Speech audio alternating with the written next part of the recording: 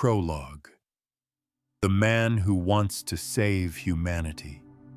In the annals of human history, few individuals have simultaneously captured the imagination of millions while dividing opinion so dramatically. Elon Musk stands as perhaps the most polarizing figure of the 21st century. A man who has revolutionized multiple industries, amassed unprecedented wealth, and consistently pushed the boundaries of what seemed possible. By December 2024, Musk became the first person in history to boast a net worth of $400 billion or more, with his wealth growing by more than $200 billion that year alone. Yet money, for all its magnitude, tells only a fraction of his story. This is the biography of a man who dreamed of electric cars when the world ran on gasoline, who envisioned private space exploration when it was the exclusive domain of nations, and who believed artificial intelligence could be humanity's greatest tool or its greatest threat. Born in apartheid-era South Africa, Musk's journey from a bullied child with big dreams to the world's wealthiest individual reads like science fiction. But this is no fairy tale. It's a story of relentless ambition, calculated risks, spectacular failures, and unprecedented successes. It's about a man who has been called both humanity's savior and its potential destroyer, sometimes in the same breath. This biography aims to present the complete picture of Elon Musk, the visionary and the controversial figure, the brilliant innovator and the polarizing public persona. Through careful research and factual reporting, we'll explore how a young boy from Pretoria became the architect of humanity's multi-planetary future, and examine whether his grand vision for our species will prove to be salvation or folly. Chapter 1: Roots in Africa. The Making of a Dreamer, 1971 to 1989. The birth of a future titan. On June 28, 1971, in Pretoria, South Africa, Elon Musk was born to a Canadian mother, Mai Musk, and a South African father, Errol Musk. His mother, from Saskatchewan, Canada, was pursuing a career as a dietitian and model, while his father was involved in various business ventures.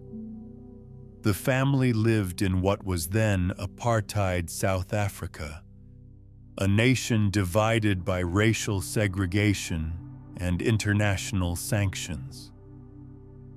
Born to a wealthy family in Pretoria, South Africa, young Elon grew up in a privileged environment, yet one that was politically and socially turbulent. The apartheid system, which legally enforced racial segregation, created a complex social environment that would later influence Musk's worldview and his eventual decision to leave his homeland. Early signs of genius. From his earliest years, Elon displayed characteristics that would later define his approach to business and innovation. Growing up in South Africa, Elon showed an early interest in technology and science.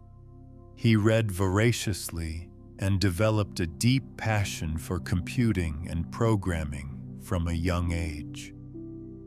The young Musk was not just intellectually curious, he was obsessively so.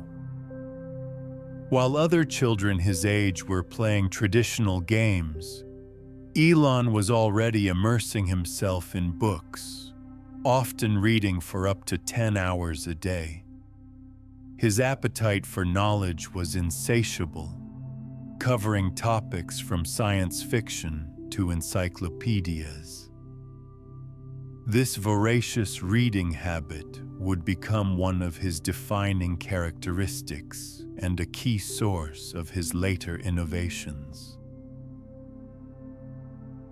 By age 10, Musk turned his love for video games into an interest in computer programming. This transition from consumer to creator marked an early indication of his entrepreneurial mindset. Rather than simply enjoying video games, he wanted to understand how they worked, and more importantly, how he could create them himself, the first entrepreneur. At age 12, he created a video game and sold it to a computer magazine. Despite bullying throughout his childhood, this didn't stop him from selling his first video game at 12 for approximately $500. The game was called Blaster, and its sale represented Musk's first taste of entrepreneurial success. The creation and sale of Blastar revealed several traits that would characterize Musk throughout his career. First, his ability to see opportunity where others saw entertainment. Second, his willingness to monetize his innovations from an early age. Third, his capacity to turn passion projects into profitable ventures. The $500 he earned might seem modest by today's standards, but for a 12-year-old in the early 1980s, it represented significant entrepreneurial achievement, family turbulence, and formative challenges. His parents divorced in 1981 when he was 10 years old, and he mainly lived with his father in different places in South Africa. His parents' divorce occurred when he was at the age of 10. This family disruption occurred during a crucial developmental period and would have lasting effects on young Elon's worldview and emotional development. Living primarily with his father after the divorce, Musk experienced what he would later describe as a difficult childhood.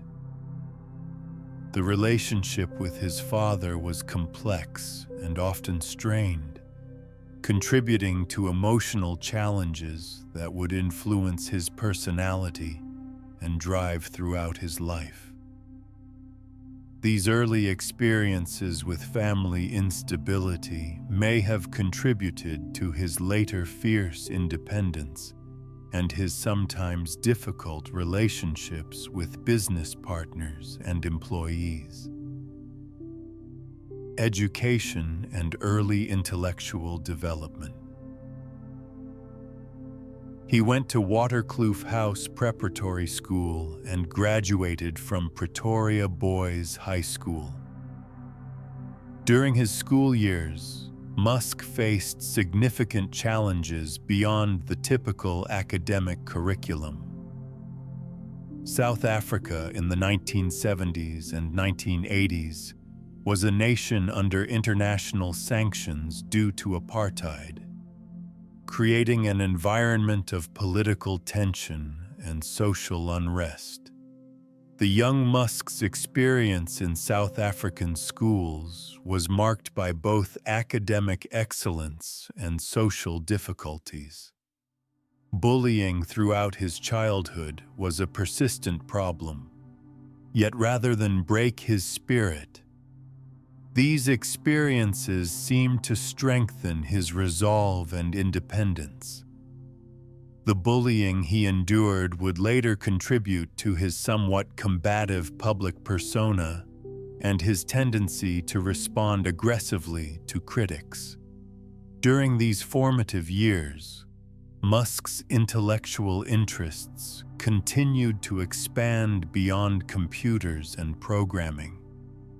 He developed a fascination with space exploration, renewable energy, and transportation, interests that would later become the foundations of his business empire. His reading habits during this period included science fiction works by authors like Isaac Asimov and Douglas Adams, whose visions of the future would significantly influence Musk's later ambitions. The decision to leave. In 1988, after obtaining a Canadian passport, Musk left South Africa because he was unwilling to serve in the apartheid military. This decision represented more than just avoiding military service. It was a moral and practical rejection of the apartheid system that had defined his homeland.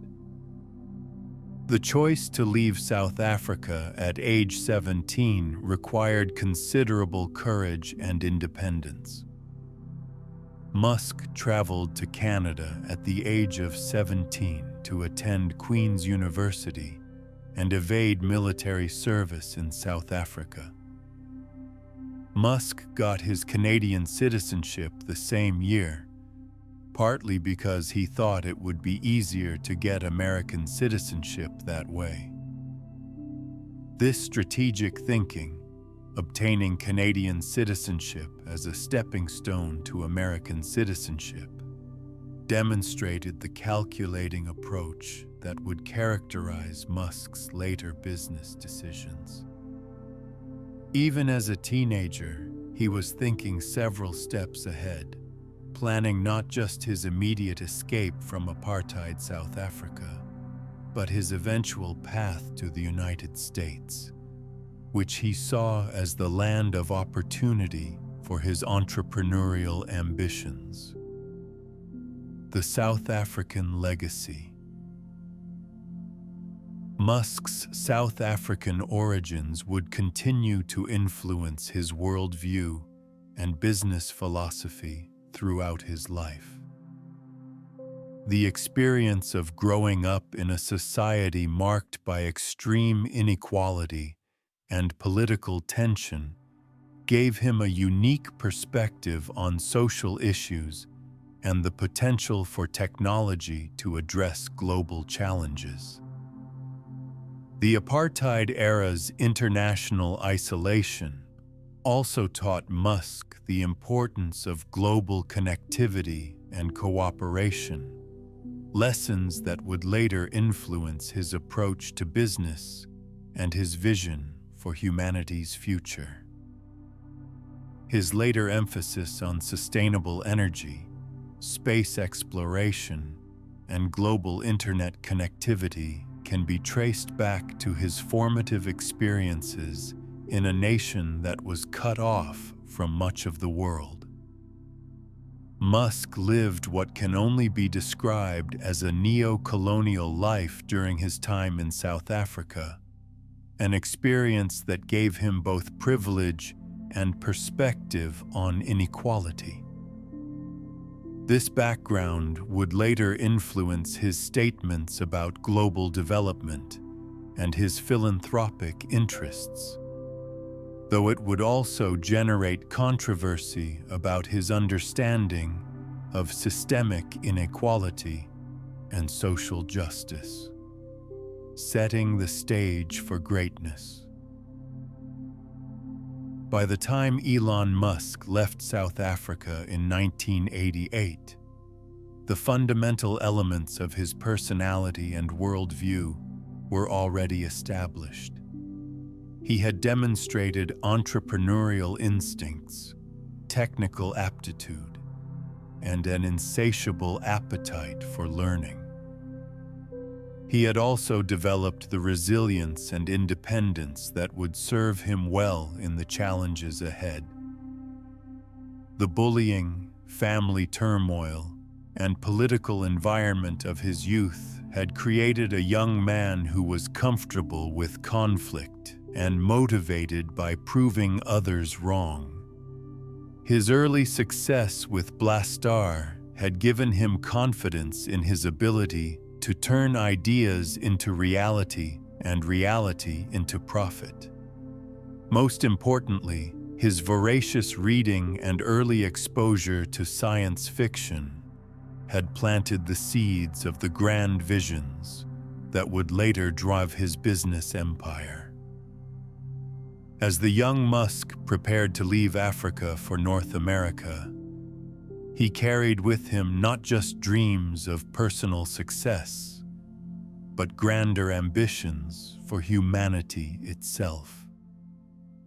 The boy who had once programmed video games in his bedroom was already beginning to envision a future where technology could solve humanity's greatest challenges, from sustainable energy to space exploration to artificial intelligence. The stage was set for one of the most remarkable entrepreneurial journeys in human history. The dreamer from Pretoria was about to become the visionary who would change the world. Chapter 2: The Journey North. From Pretoria to Pennsylvania, 1988 to 1995. Arrival in the Great White North.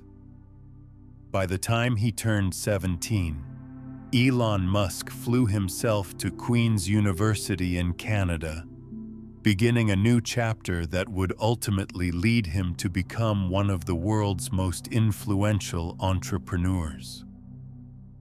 The transition from South Africa to Canada represented more than just a change of geography. It was a transformation from the constrained environment of apartheid-era South Africa to the open possibilities of North America. Queen's University in Kingston, Ontario, provided Musk with his first taste of academic freedom and cultural diversity. After years of living under apartheid's social restrictions, the multicultural environment of a Canadian university was both liberating and eye-opening. Here, he encountered students and professors from around the world, exposure that broadened his perspectives and reinforced his belief in the power of diversity and global cooperation. The young Musk threw himself into his studies with characteristic intensity. He pursued a degree in physics, drawn by his lifelong fascination with understanding how the world worked at its most fundamental level. Physics appealed to him because it provided first principles thinking, breaking down complex problems to their essential components and building solutions from the ground up. This approach would later become a cornerstone of his business philosophy. The American dream beckons. Musk moved to the United States in 1992 to study, transferring to the University of Pennsylvania to pursue what would become dual bachelor's degrees. The decision to move to the United States reflected his growing conviction that America offered the best environment for entrepreneurial success and technological innovation. At the University of Pennsylvania, Musk pursued an ambitious academic program, ultimately earning bachelor's degrees from the University of Pennsylvania in 1997, a Bachelor of Arts degree in economics from the Wharton School, and a Bachelor of Science degree in physics from the College of Arts and Sciences. This combination of technical knowledge and business understanding would prove instrumental in his later ventures. The dual degree program reflected Musk's recognition that successful entrepreneurship required both technical expertise and business acumen. While his passion lay in science and technology, he understood that turning innovations into successful companies required a deep understanding of economics, finance, and market dynamics. The Wharton School, one of America's premier business schools, provided him with the theoretical framework for understanding how businesses create value and scale operations. College years, building networks and ideas. During his time at Penn, Musk began to refine his vision for his future career. He was particularly interested in three areas that he believed would be most important for humanity's future: the Internet, sustainable energy, and space exploration. These interests weren't casual curiosities. They represented his analytical assessment of where human civilization was heading and where the biggest opportunities lay. The Internet was still in its relative infancy during Musk's college years, but he recognized its transformative potential. While most people saw the web as an interesting novelty, Musk envisioned it as a fundamental shift in how humans would communicate, conduct business, and share information. This early recognition of the Internet's importance would soon prove prescient and profitable. His interest in sustainable energy stemmed partly from his physics background and partly from his global perspective. Having grown up in South Africa, a nation heavily dependent on coal, and having witnessed the environmental and health costs of fossil fuel dependence, Musk understood the urgent need for cleaner alternatives.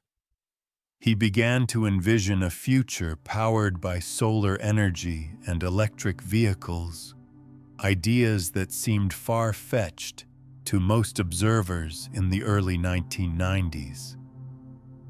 Space exploration represented the most ambitious of his interests. Musk had been fascinated by space since childhood, influenced by science fiction and his physics studies. But his interest went beyond mere fascination. He began to develop serious concerns about humanity's long-term survival. He worried about existential risks, asteroid impacts, nuclear war, climate change, that could potentially wipe out human civilization. Making humanity a multiplanetary species seemed to him not just an exciting adventure, but a necessary insurance policy for the survival of human consciousness. The entrepreneurial awakening. Even while pursuing his formal education, Musk's entrepreneurial instincts remained active. He and his roommates turned their shared house into an informal nightclub on weekends, charging admission and selling drinks. This venture demonstrated several characteristics that would later define his approach to business: identifying untapped market opportunities, maximizing asset utilization, and generating revenue from existing resources. The house party business also revealed Musk's willingness to take calculated risks and his comfort with unconventional approaches to problem solving. While other students focused solely on their studies, Musk was already thinking like an entrepreneur, looking for ways to generate income and test business concepts. During this period, Musk also began to develop his philosophy about failure and risk-taking. He observed that most people were overly cautious, missing opportunities because they focused too much on potential downsides rather than potential upsides. This observation would later influence his approach to business, leading him to pursue ventures that others considered too risky or too ambitious. The Stanford Detour. Before moving to California, United States, to pursue business ventures, Musk briefly enrolled in a PhD program in applied physics at Stanford University. This decision reflected his continued passion for physics and his desire to push the boundaries of scientific knowledge. However, the timing proved crucial.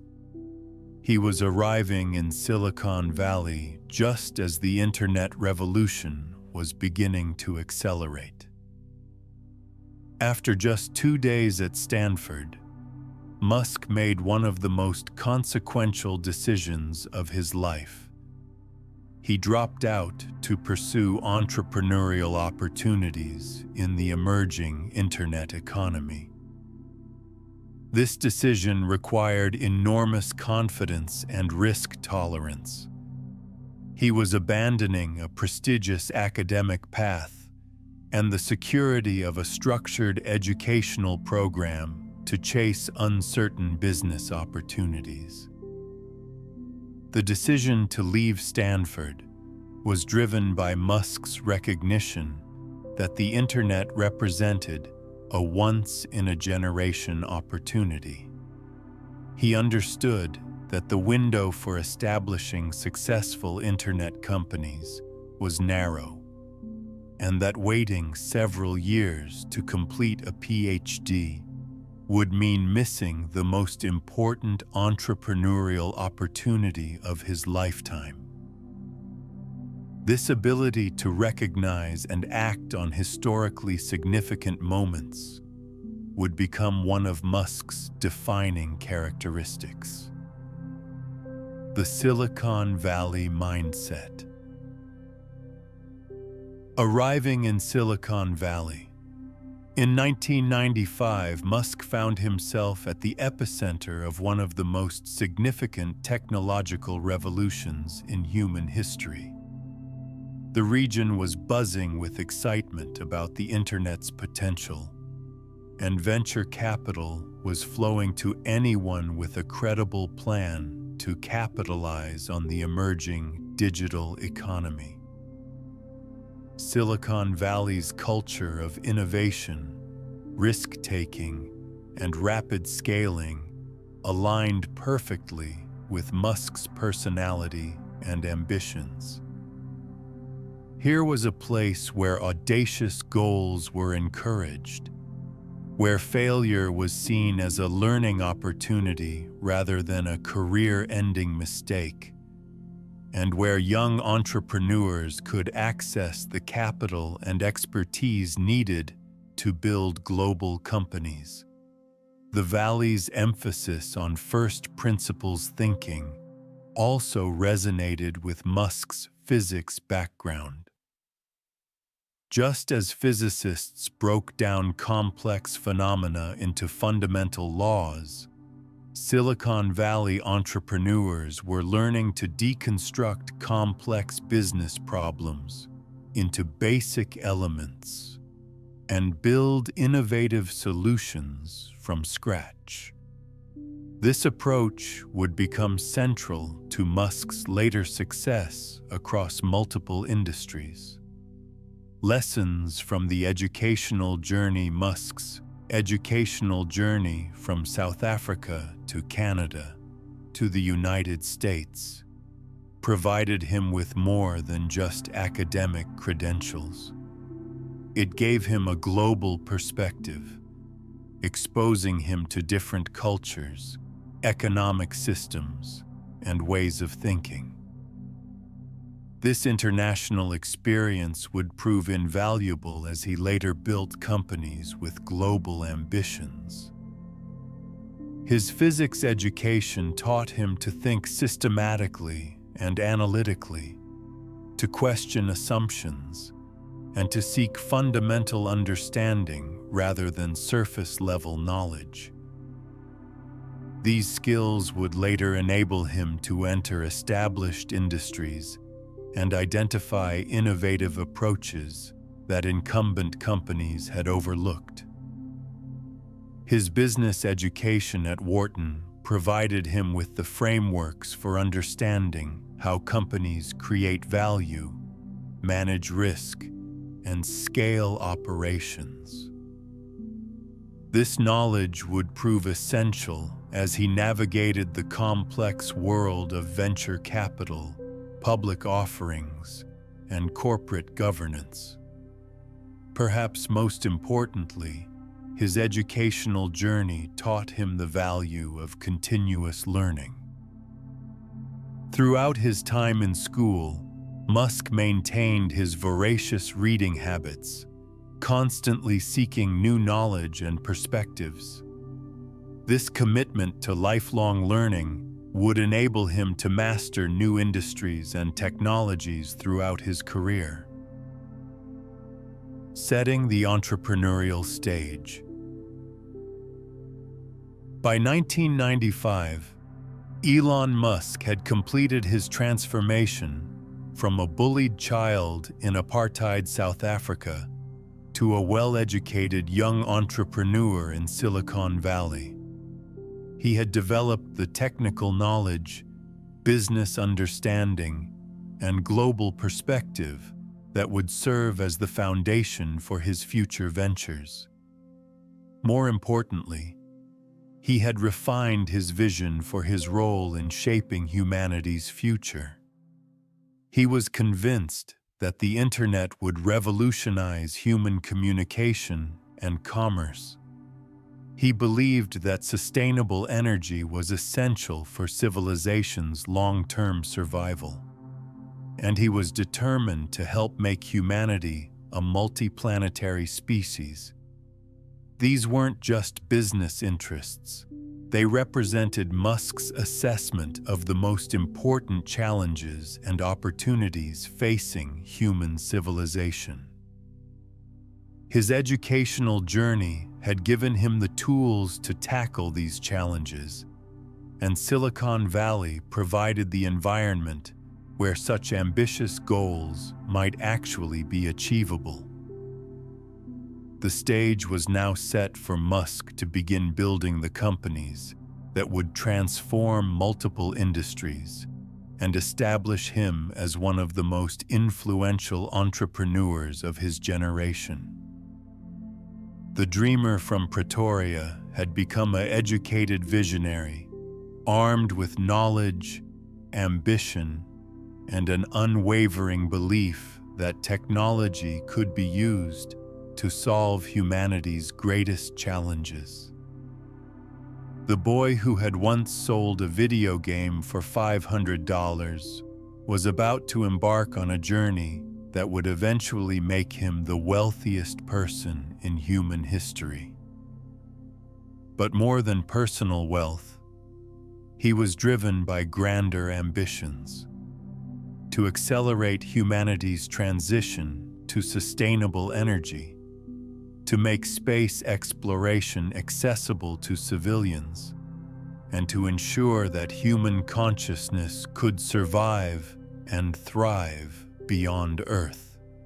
As Musk prepared to launch his first major venture in Silicon Valley, he carried with him not just the knowledge and skills acquired through his educational journey, but also the bold vision and relentless drive that had been forged in the challenges and opportunities of his youth.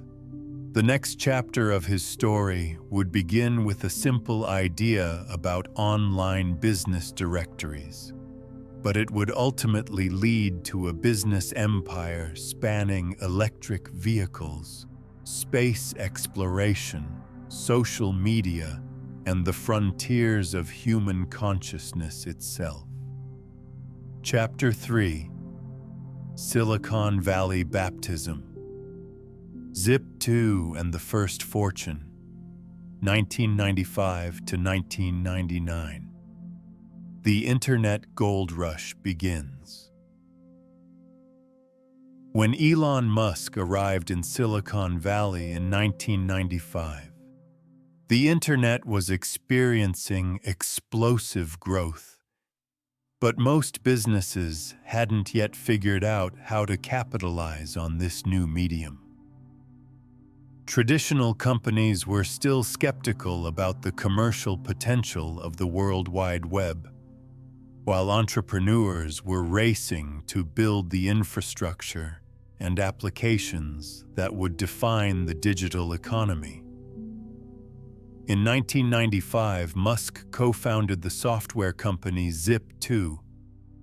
The company emerged from Musk's recognition of a fundamental gap in the early internet. Local businesses needed an online presence, but most lacked the technical expertise to create websites or the resources to hire expensive web development firms. Zip2 was conceived as a solution to this problem, a platform that would help newspapers and other media companies provide their advertisers with online directories and maps. The founding of Zip2 marked Musk's transition from student and dreamer to active entrepreneur. Along with his brother Kimball and partner Greg Khoury, Musk set out to build what would become one of the early success stories of the Internet era. But the journey from concept to successful exit would prove far more challenging than the young entrepreneurs initially anticipated. Building the foundation. The early days of Zip2 epitomized the startup culture of mid-1990s Silicon Valley. The company operated out of a small office in Palo Alto, where the founding team worked around the clock to build their product and acquire customers. Musk, drawing on his programming skills developed since childhood, played a central role in developing the company's software platform. The technical challenges of the mid-1990s were immense by today's standards. Internet connections were slow and unreliable, web browsers were primitive, and there were few established best practices for web development.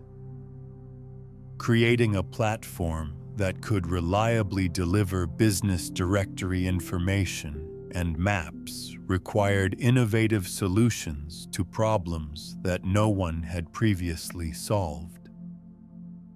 Musk's physics background proved invaluable during this period. His training in first principles thinking enabled him to approach technical problems systematically, breaking them down into fundamental components and building efficient solutions. His experience with computer programming, dating back to his childhood creation of Blastar, gave him the practical skills needed to translate concepts into working code. The vision takes shape. Zip2's core proposition was elegantly simple: help traditional media companies leverage the internet to better serve their advertising clients. Newspapers, which were beginning to face competition from online sources, could use Zip2's platform to offer their advertisers comprehensive online business directories, complete with maps and driving directions. The business model was built on several key insights about the evolving digital economy. First, that local businesses would increasingly need online visibility to compete effectively. Second, that traditional media companies would serve as important intermediaries in helping these businesses establish their digital presence. Third, that integration of directory information with mapping capabilities would create significant value for both businesses and consumers. These insights proved remarkably prescient. Zip2 was essentially building the infrastructure for what would later become local search, a market that would eventually be dominated by companies like Google and Yelp. The company was ahead of its time in recognizing the importance of location-based services and the commercial potential of connecting online users with local businesses. Early struggles and learning.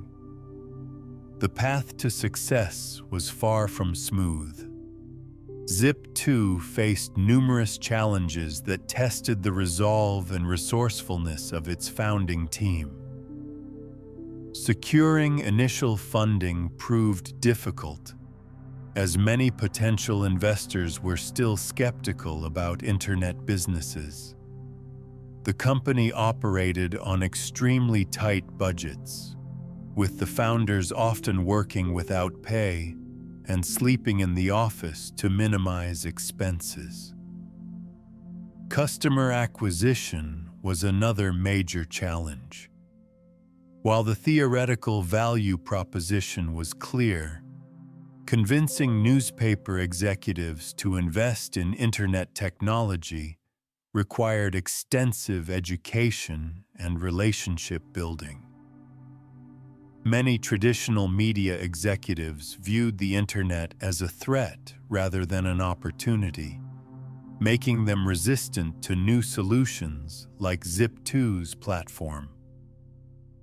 Technical challenges were constant. The rapidly evolving nature of internet technology meant that solutions that worked one day might become obsolete the next. The team had to continuously adapt their platform to keep pace with changes in web browsers, internet infrastructure, and user expectations. Musk's perfectionist tendencies often led to conflicts with deadlines and resource constraints, as he insisted on building solutions that met his high technical standards. The growth phase, despite the challenges, Zip2 began to gain traction in the marketplace. The company secured contracts with major newspaper chains, including Knight Ridder, one of the largest newspaper publishers in the United States.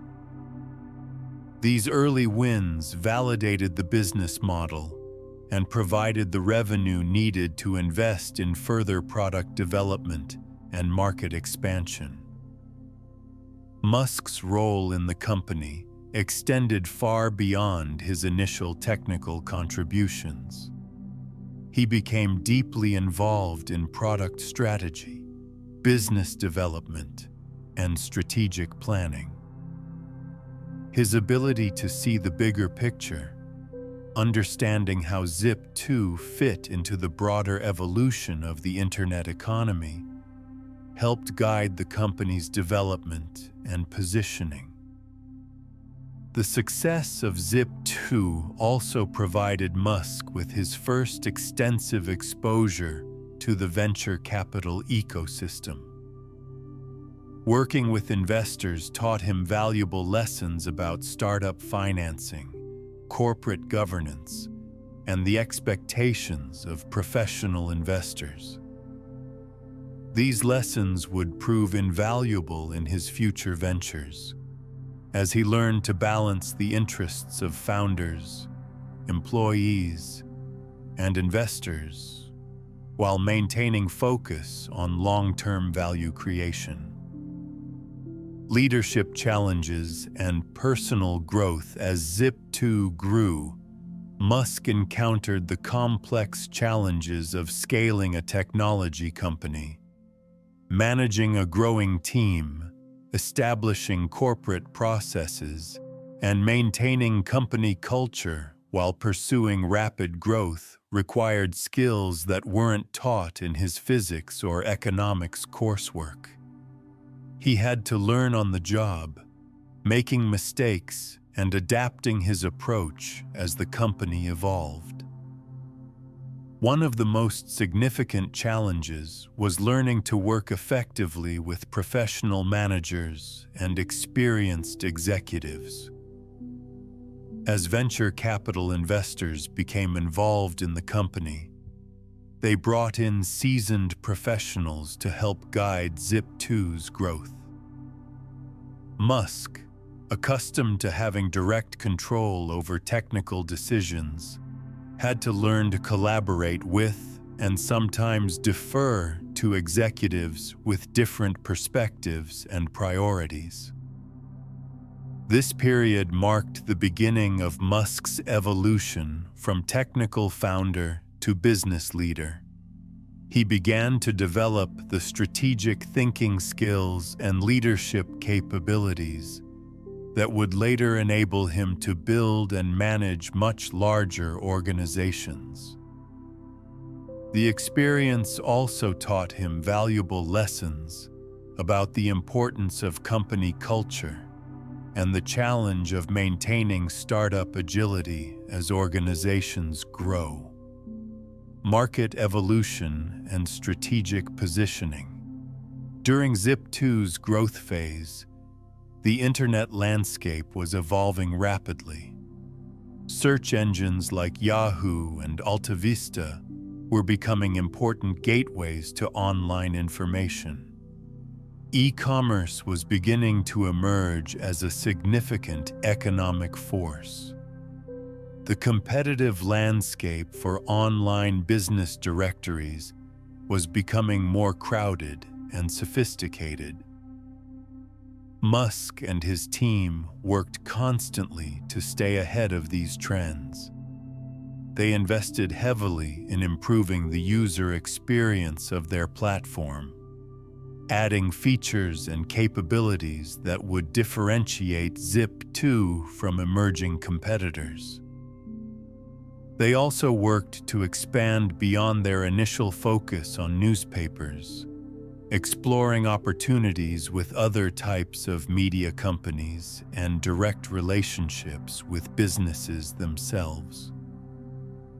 The company's strategy during this period reflected Musk's emerging philosophy about technology entrepreneurship, the importance of building defensible competitive advantages, the need to continuously innovate to stay ahead of competition, and the value of thinking several steps ahead about where markets were heading rather than simply responding to current conditions.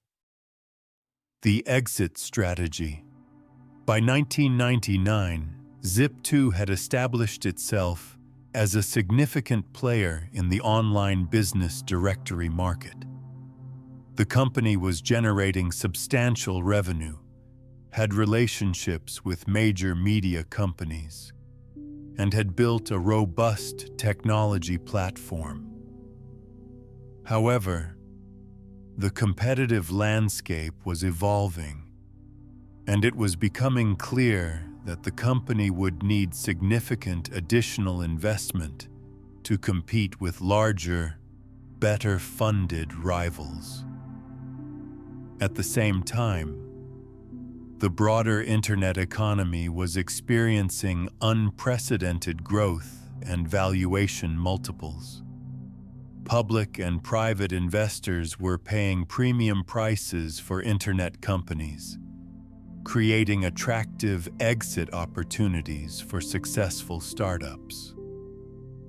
For Zip2's founders and investors, This environment presented an opportunity to realize significant returns on their investment, while the market conditions were favorable. The decision to sell Zip2 reflected both the opportunities and challenges facing the company. While the business was successful and growing, the rapidly evolving competitive landscape and the capital requirements for continued growth made a strategic sale attractive. The founders and investors recognized that partnering with a larger organization would provide Zip2 with the resources and market position needed to compete effectively in the evolving internet economy. The Compaq acquisition. In February 1999, Compaq Computer Corporation acquired Zip2 for approximately $307 million in cash. For the time, this represented one of the largest acquisitions of an internet company, validating both Zip2's business model and the broader commercial potential of the internet economy. For Musk personally, the acquisition was transformative. His share of the proceeds provided him with the financial foundation needed to pursue much more ambitious ventures. More importantly, the experience of building and successfully exiting Zip2 gave him credibility in Silicon Valley and demonstrated his ability to execute on complex technology businesses. The acquisition also provided Musk with valuable insights into the strategic considerations that drive large technology companies. Working with Compaq during the acquisition process taught him about corporate development, integration planning, and the challenges of combining different organizational cultures and technologies. Lessons learned and future implications. The Zip2 experience provided Musk with a comprehensive education in technology entrepreneurship. He learned about product development, customer acquisition, team building, fundraising, and strategic planning. Perhaps most importantly, he learned about the importance of timing in technology markets and the need to move quickly to capture emerging opportunities. The success of Zip2 also validated several of Musk's core beliefs about business and technology. His conviction that first principles thinking could lead to innovative solutions was proven correct. His belief in the transformative potential of the internet was vindicated by the market's response to Zip2's offering. His confidence in his ability to master new domains and build successful companies was reinforced by the positive outcome. At the same time, the experience highlighted areas where Musk needed to continue developing as a leader and entrepreneur. He gained a deeper appreciation for the importance of team building and organizational development. He learned about the complexities of working with investors and the need to balance multiple stakeholder interests. He also recognized the importance of market timing and competitive positioning in determining business success, setting the stage for greater ambitions. As Musk prepared to invest his Zip2 proceeds in his next venture, he carried with him not just financial capital, but also valuable experience and hard-won wisdom about building technology companies. The success of Zip2 had established his reputation in Silicon Valley and provided him with the resources needed to pursue much more ambitious goals. More importantly, the Zip2 experience had reinforced Musk's conviction that technology could be used to solve important problems and create significant value. He had seen firsthand how innovative software solutions could transform entire industries and create new markets. This experience would inform his approach to his subsequent ventures, all of which would be characterized by their ambition to use technology to address fundamental challenges facing humanity. The young entrepreneur who had arrived in Silicon Valley with dreams of changing the world had successfully built and sold his first major company. The proceeds from Zip2 would provide the foundation for ventures that would prove far more ambitious and impactful than online business directories. But the lessons learned during Zip2's development about technology, markets, leadership, and execution would prove invaluable as Musk set his sights on revolutionizing industries from online payments to space exploration to sustainable transportation. The successful exit from Zip2 marked the end of Musk's apprenticeship as a technology entrepreneur.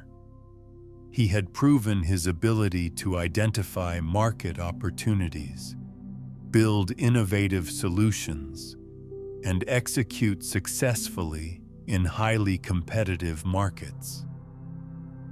The next phase of his career would test whether these skills could be applied to much larger and more complex challenges. Challenges that would ultimately define his legacy as one of the most influential entrepreneurs of his generation. Chapter 4: Digital Money Revolution. The PayPal Story, 1999 to 2002. The dawn of digital finance.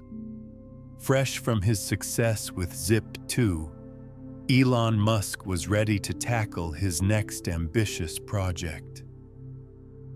With nearly $22 million in his pocket from the Compaq acquisition, he had the financial resources to pursue ventures that were bigger and more impactful than his first company.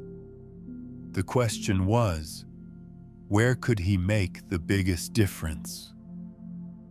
Musk's analytical mind led him to focus on the financial services industry. He observed that the banking sector was remarkably inefficient and slow to adapt to new technology.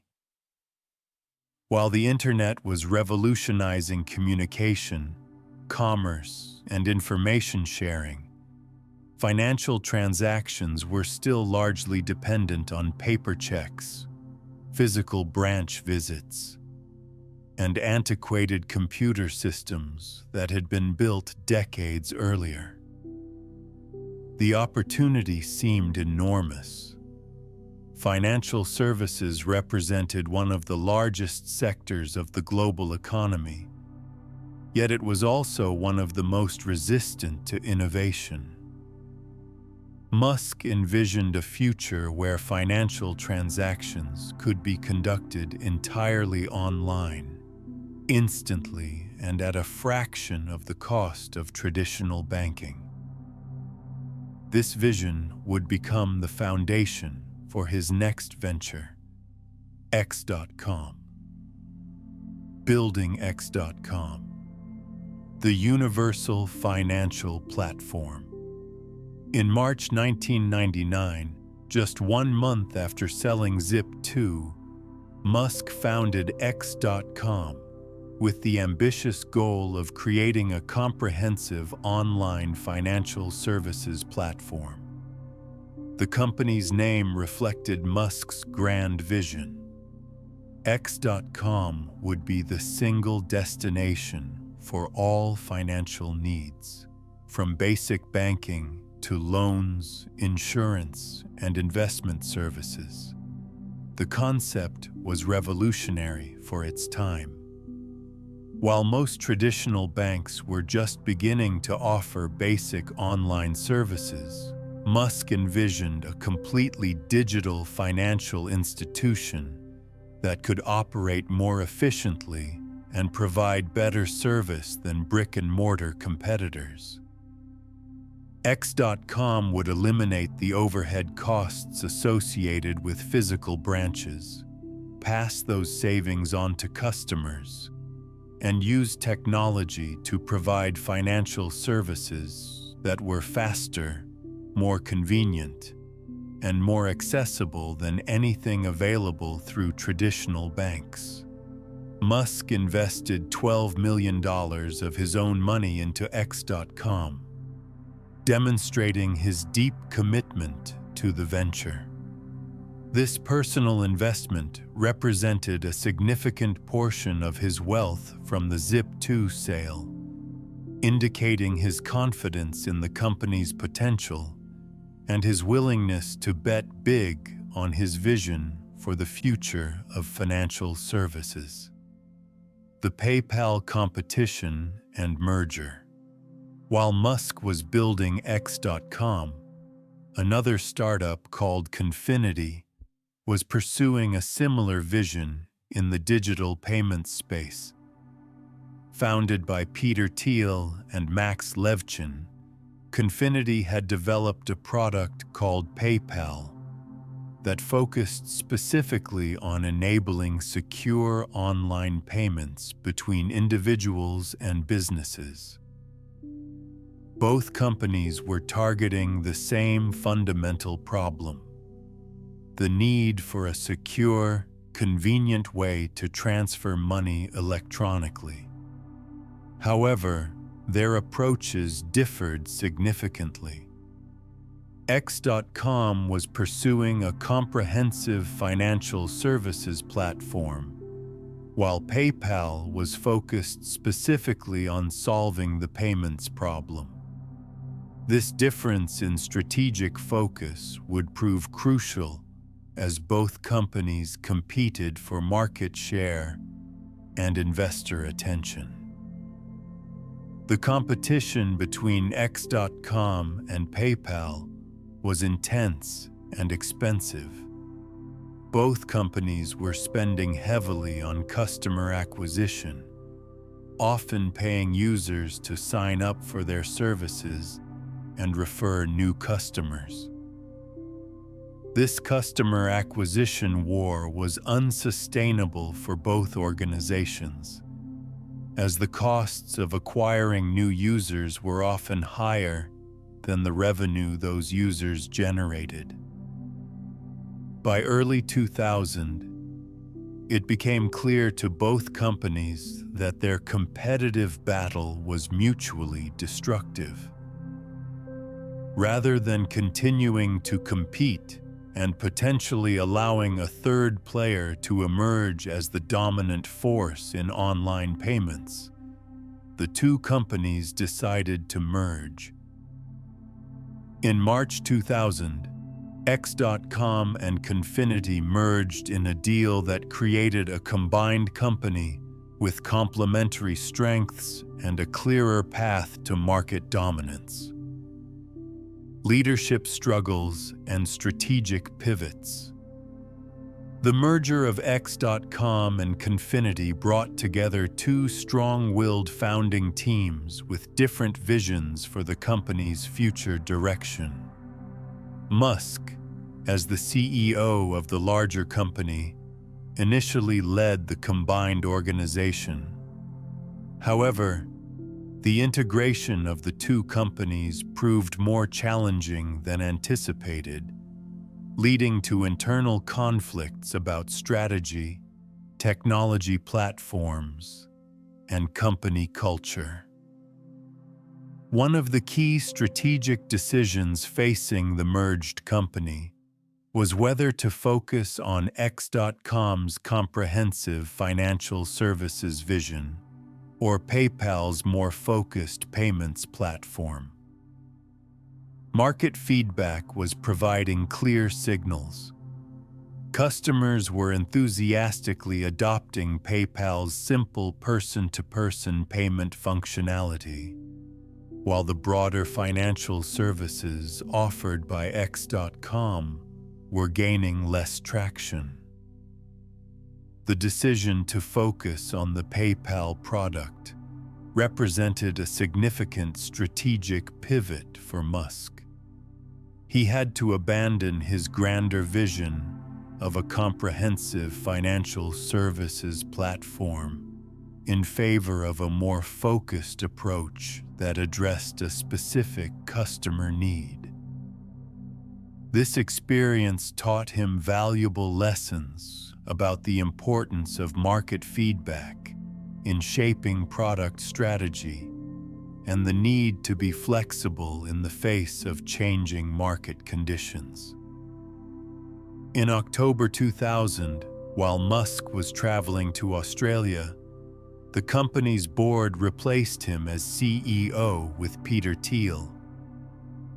This leadership change was driven by concerns about the company's strategic direction and the need for more focused leadership as the company navigated its pivot to focus on PayPal.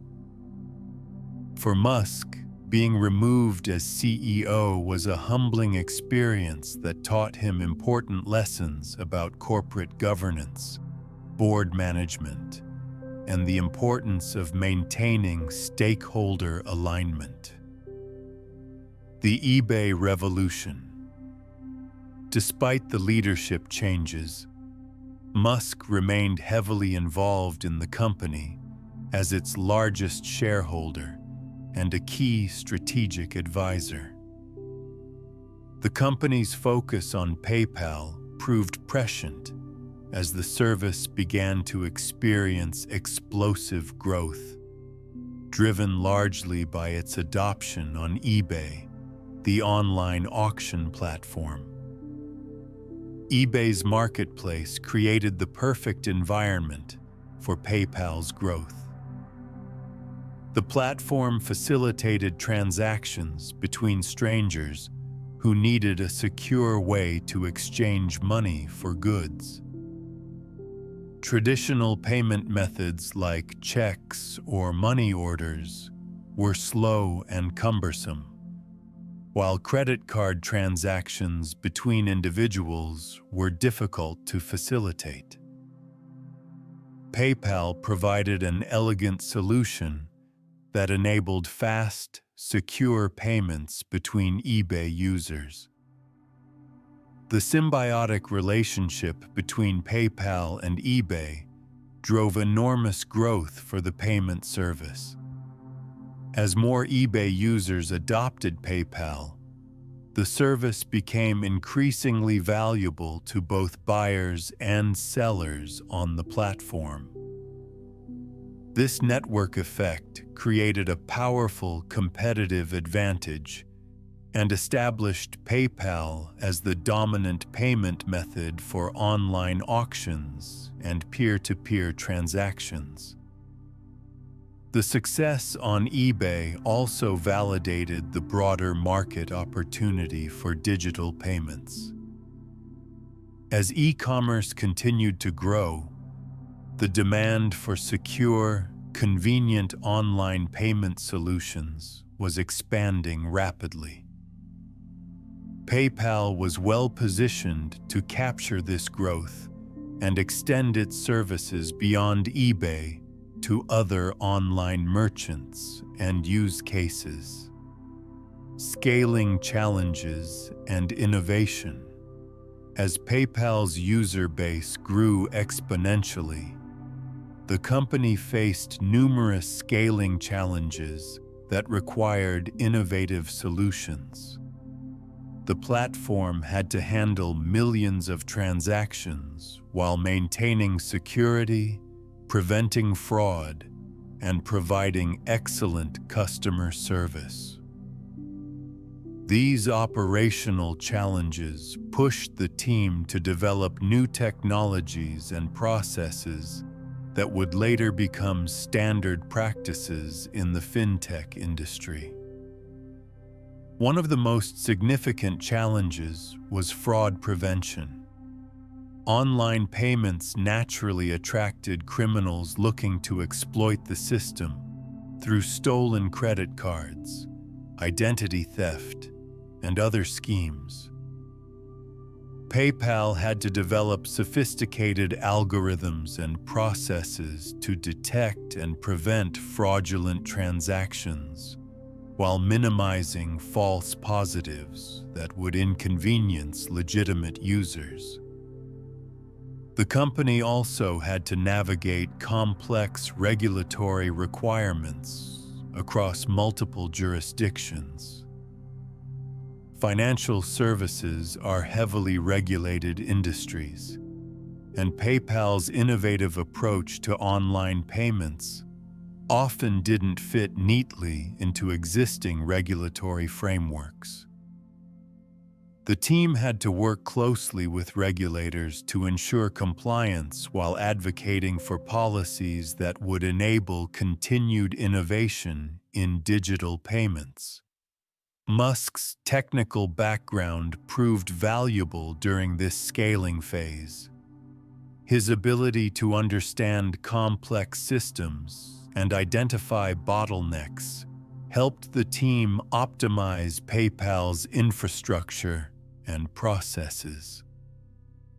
His experience with high-growth technology companies also provided insights into organizational challenges and resource allocation decisions. The IPO and eBay acquisition. By 2002, PayPal had established itself as the clear leader in online payments, processing billions of dollars in transactions annually. The company's growth trajectory and market position made it an attractive candidate for an initial public offering, IPO, which would provide access to public capital markets and create liquidity for investors and employees. PayPal went public in February 2002, raising $61 million in its initial offering. The IPO was well received by investors, validating the market's confidence in the company's business model and growth prospects. The public offering also provided PayPal with additional resources to invest in product development, market expansion, and competitive positioning. However, PayPal's independence as a public company was short-lived. In July 2002, eBay announced its intention to acquire PayPal for $1.5 billion in stock. The acquisition made strategic sense for both companies. eBay could integrate PayPal's payment services more deeply into its platform, while PayPal could benefit from eBay's massive user base and marketing reach.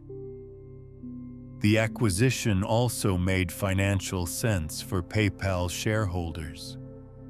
The purchase price represented a significant premium over the company's public market valuation and provided investors with eBay stock, which was viewed favorably by the market. For Musk, who owned approximately 11.7% of PayPal, the acquisition generated proceeds of approximately $175 million. Lessons from the PayPal experience. The PayPal experience provided Musk with valuable lessons that would influence his approach to future ventures. One key lesson was the importance of focus and strategic clarity.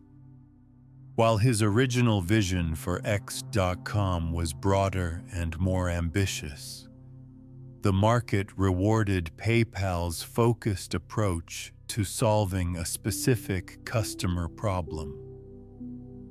The experience also taught him about the dynamics of network effects and platform businesses.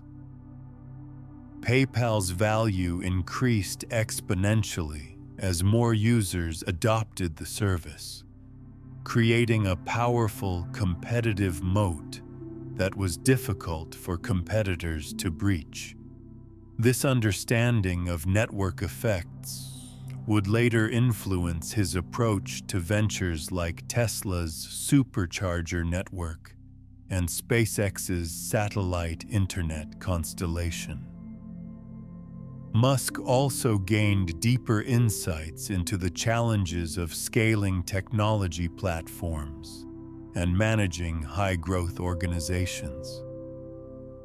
The operational complexities of processing millions of financial transactions while maintaining security and regulatory compliance provided him with experience that would prove valuable in managing the complex operations of his future companies. Perhaps most importantly, the PayPal experience reinforced Musk's confidence in his ability to identify and capitalize on transformative technological trends. Digital payments seemed obvious in retrospect, but in 1999, the idea of replacing traditional banking with internet-based financial services was considered radical by many observers. Musk's early recognition of this opportunity and his successful execution on the vision established his reputation as a technology visionary. The foundation for future ambitions. The proceeds from the PayPal sale provided Musk with the financial resources needed to pursue much more ambitious ventures. With approximately $165 million in cash, he had the freedom to invest in projects that might take years to generate returns and the resources to attract top talent and build world-class organizations.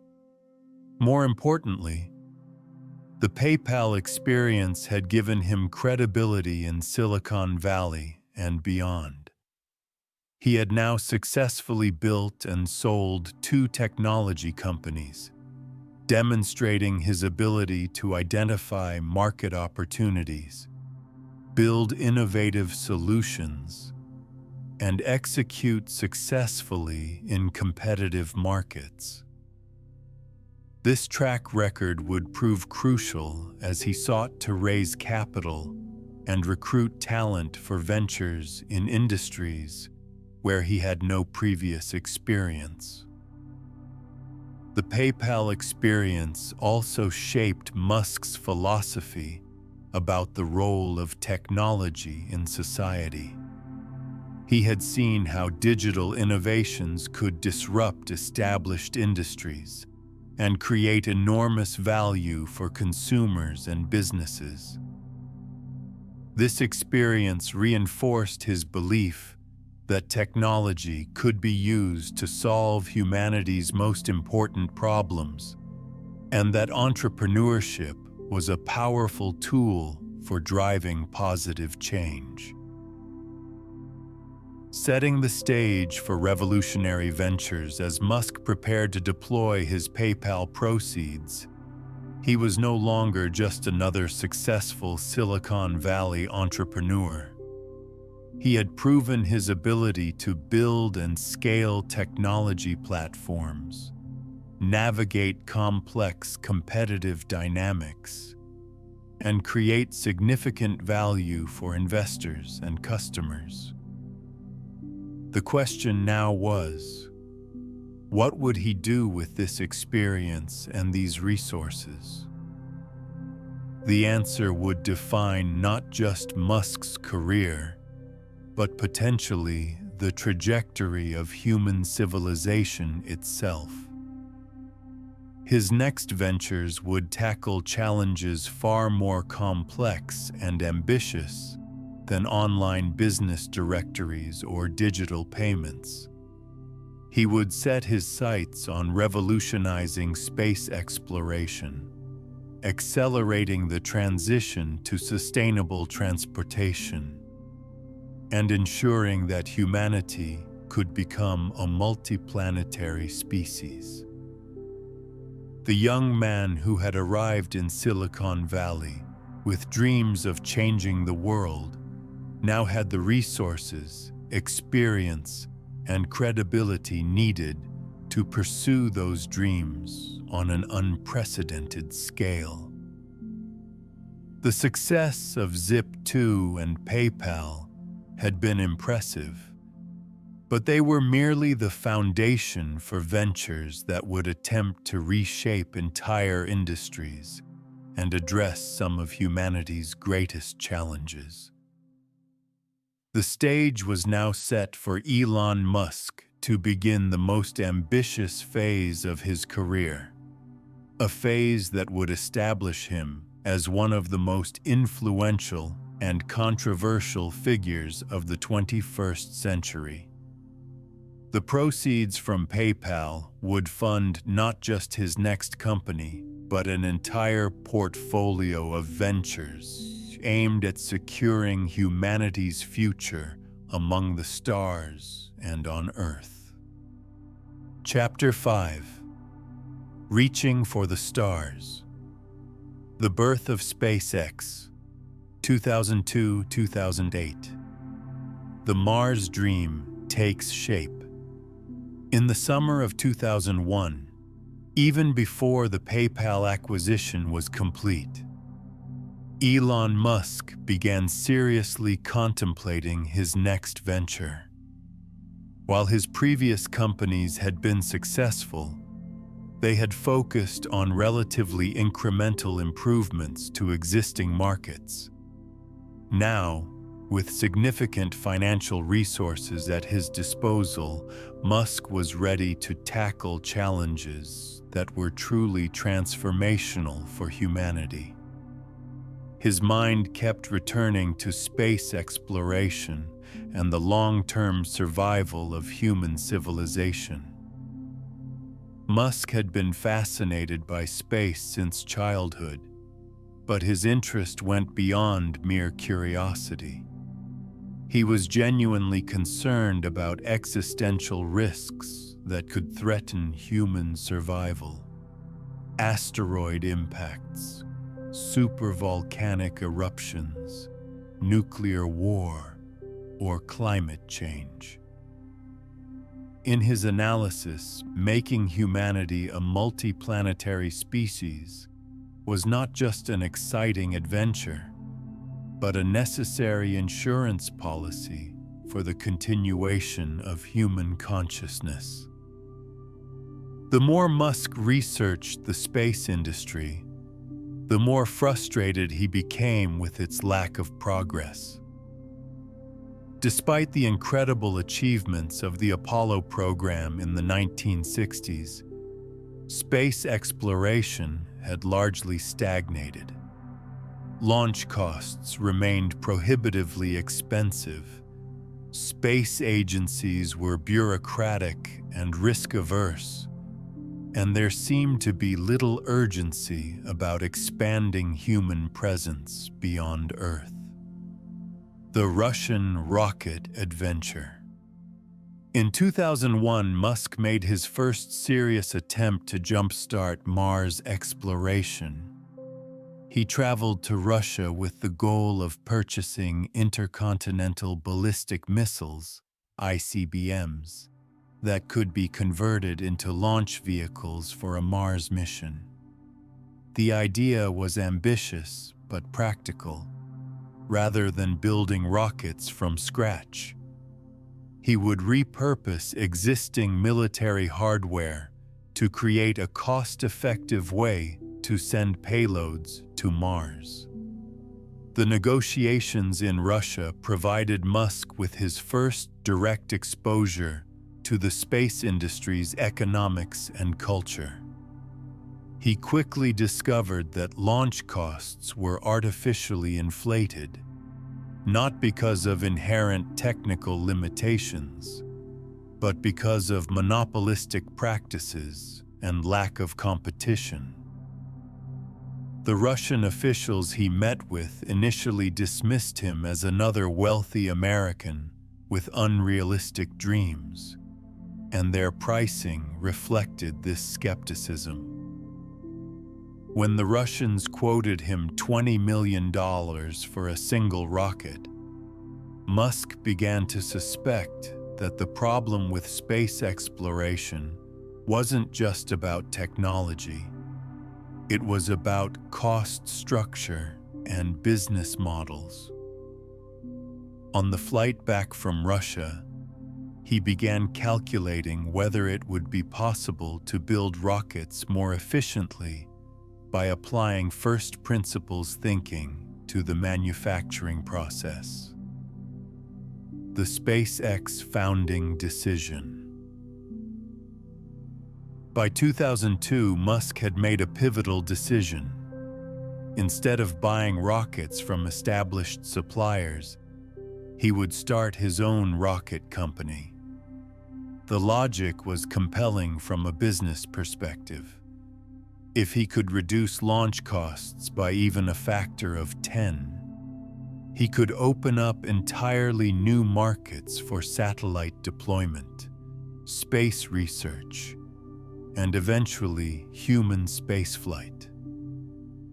But the decision was also deeply personal. Musk had concluded that existing space companies and government agencies lacked the urgency and innovation necessary to make humans a multiplanetary species within his lifetime. If he wanted to see meaningful progress toward Mars colonization, he would have to drive that progress himself.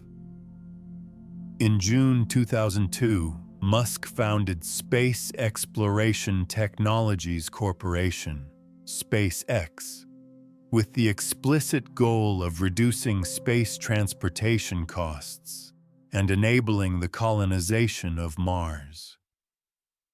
He committed to investing $100 million of his own money, more than half of his proceeds from the PayPal sale, into the venture, demonstrating his serious commitment to the project. Building the team and technology, creating a rocket company from scratch required assembling a team of world-class engineers with experience in aerospace, propulsion, materials science, and manufacturing.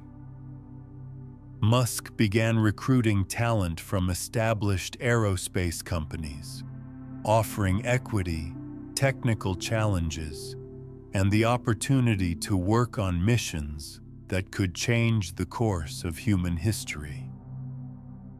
One of his key early hires was Tom Mueller, a propulsion engineer who had been working at TRW, later acquired by Northrop Grumman.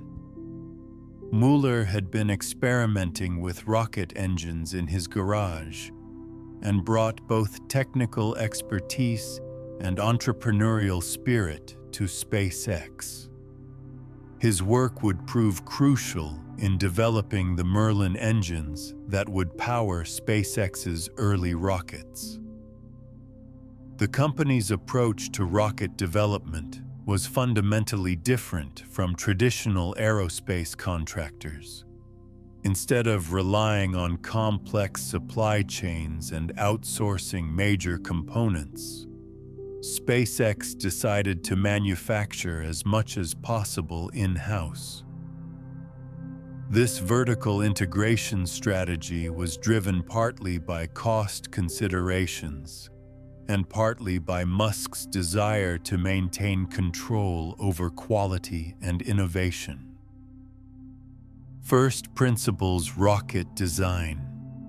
Musk applied his physics background and first principles thinking to rocket design, questioning assumptions that had been accepted in the aerospace industry for decades. He asked fundamental questions. Why do rockets cost so much? What are the actual material costs versus the markup? How much of the expense comes from the fact that rockets are traditionally discarded after a single use? This analysis led to several key insights that would drive SpaceX's strategy. First, the materials cost of a rocket represented only a small fraction of its sale price, suggesting that manufacturing efficiency and economies of scale could dramatically reduce costs. Second, reusability could potentially reduce costs by orders of magnitude, since the most expensive components, the engines and structure, could be used multiple times. The company's first rocket design, the Falcon 1, incorporated these insights. It was designed to be simpler and more cost-effective than existing small satellite launchers, using a single Merlin engine and straightforward engineering solutions wherever possible.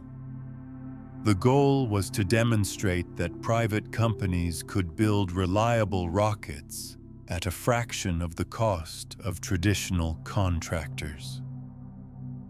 Early challenges and near-death experiences. The development of the Falcon 1 proved far more challenging than Musk had anticipated. Rocket engineering involves solving numerous complex problems simultaneously: propulsion, guidance, structural integrity, thermal management, and manufacturing precision all must work perfectly for a successful launch. Even small errors can result in catastrophic failures. SpaceX's first 3 launch attempts, between 2006 and 2008, all failed. Each failure was devastating, not just financially, but emotionally. Years of work and tens of millions of dollars were literally going up in smoke. The aerospace industry watched with a mixture of sympathy and skepticism, as many observers had predicted that a startup could never master the complexities of rocket development. By 2008, SpaceX was running out of money and facing potential bankruptcy. Musk had invested his entire PayPal fortune in the company, and he was struggling to raise additional capital as the global financial crisis made investors extremely risk-averse. The company's 4th launch attempt represented a make-or-break moment. Success might attract the investment needed to continue operations, while another failure could spell the end of SpaceX. The 4th launch. Success against all odds. On September 28, 2008, SpaceX's 4th Falcon 1 launch successfully reached orbit, making it the first privately developed liquid-fueled rocket to do so. The success was more than just a technical achievement. It validated Musk's belief that private companies could innovate in ways that traditional aerospace contractors could not. The successful launch attracted immediate attention from NASA and the commercial satellite industry. Here was proof that a startup could develop reliable launch capabilities at a fraction of the cost of established providers. More importantly, SpaceX had demonstrated a willingness to iterate rapidly, learn from failures, and continuously improve its technology, capabilities that were often lacking in traditional aerospace companies. The timing of the success was crucial. Just weeks later, NASA announced that SpaceX had won a commercial orbital transportation services (COTS) contract worth $1.6 billion to develop capabilities for delivering cargo to the International Space Station. This contract provided SpaceX with the financial stability and customer validation needed to continue its ambitious development programs. The Dragon spacecraft and ISS missions. With the Falcon 1 success and NASA contract in hand, SpaceX began developing more ambitious capabilities. The company designed the Dragon spacecraft, which would be capable of carrying both cargo and eventually crew to the International Space Station. This represented a significant leap in complexity from the simple satellite deployment missions of the Falcon 1. The Dragon development program showcased SpaceX's ability to innovate in spacecraft design as well as rocket propulsion. The vehicle incorporated advanced life support systems, precision guidance capabilities, and the ability to return to Earth and be reused, features that were rare in spacecraft design and represented significant technical achievements. In December 2010, SpaceX became the first private company to successfully launch and recover a spacecraft from orbit when Dragon completed its first test flight. The achievement was historic, demonstrating that private companies could master not just rocket technology, but the full spectrum of capabilities needed for spaceflight operations. Revolutionizing the launch industry. As SpaceX's capabilities matured, the company began to transform the commercial launch market. Traditional launch providers had operated in an environment with limited competition and high barriers to entry. SpaceX's lower costs and more flexible operations began to attract customers who had previously relied on government-operated or traditional commercial launch services. The company's pricing strategy was aggressive and disruptive. Where traditional providers might charge $10,000 per kilogram to reach low Earth orbit, SpaceX was offering similar services for a fraction of that cost. This price reduction wasn't achieved through corner cutting, but through innovative engineering, manufacturing efficiency, and business model improvements. The success in the commercial market also provided SpaceX with the revenue and operational experience needed to pursue more ambitious goals.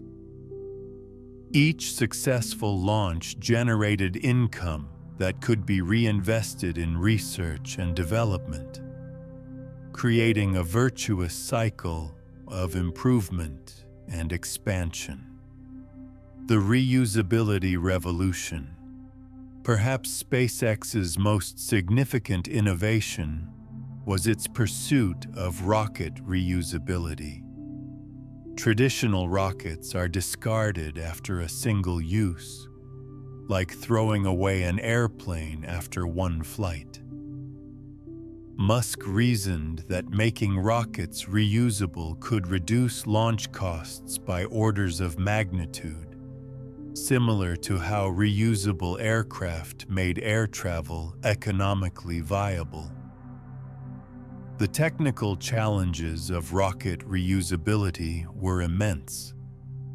Unlike aircraft, rockets must operate in the vacuum of space, withstand extreme temperatures, and land precisely after traveling at orbital velocities. The engineering required to make this possible pushed SpaceX's team to develop new technologies in guidance, propulsion, and materials science. The company's first successful rocket landing occurred in December 2015, when a Falcon 9 first stage successfully returned to Earth and landed vertically at Cape Canaveral. The achievement was met with widespread amazement and marked a turning point in space transportation. For the first time, rocket reusability had moved from science fiction to reality. Cultural impact and industry transformation. SpaceX's success had implications far beyond the aerospace industry. The company's achievements inspired a new generation of entrepreneurs to tackle seemingly impossible challenges and demonstrated that private companies could innovate in areas traditionally dominated by government agencies. The visual spectacle of SpaceX launches and landings, widely shared on social media, helped renew public interest in space exploration. The company's missions were watched by millions of people worldwide, creating a cultural moment around space that hadn't existed since the Apollo era. Within the aerospace industry, SpaceX's success forced established companies to reconsider their approaches to cost, innovation, and customer service. Traditional contractors were suddenly facing competition from a company that could deliver superior performance at lower costs, forcing the entire industry to become more efficient and innovative. Setting the Mars vision throughout SpaceX's early years, Musk consistently communicated the company's ultimate goal: making life multiplanetary by establishing a human settlement on Mars. While the company's early focus was on Earth orbit missions and lunar exploration, the Mars vision provided a unifying purpose that attracted top talent and inspired breakthrough innovations. The Mars goal also influenced SpaceX's technology development decisions. Features like rocket reusability and in-space refueling were not just cost-saving measures, but essential capabilities for supporting Mars missions. Every technological advancement moved the company closer to its ultimate objective of making humans a spacefaring civilization, the foundation for future ambitions. By 2008, SpaceX had transformed from a startup with big dreams into a proven aerospace company with revolutionary capabilities. The company had demonstrated that private enterprise could innovate in space technology, reduce costs dramatically, and accelerate the pace of development beyond what traditional contractors had achieved. More importantly, SpaceX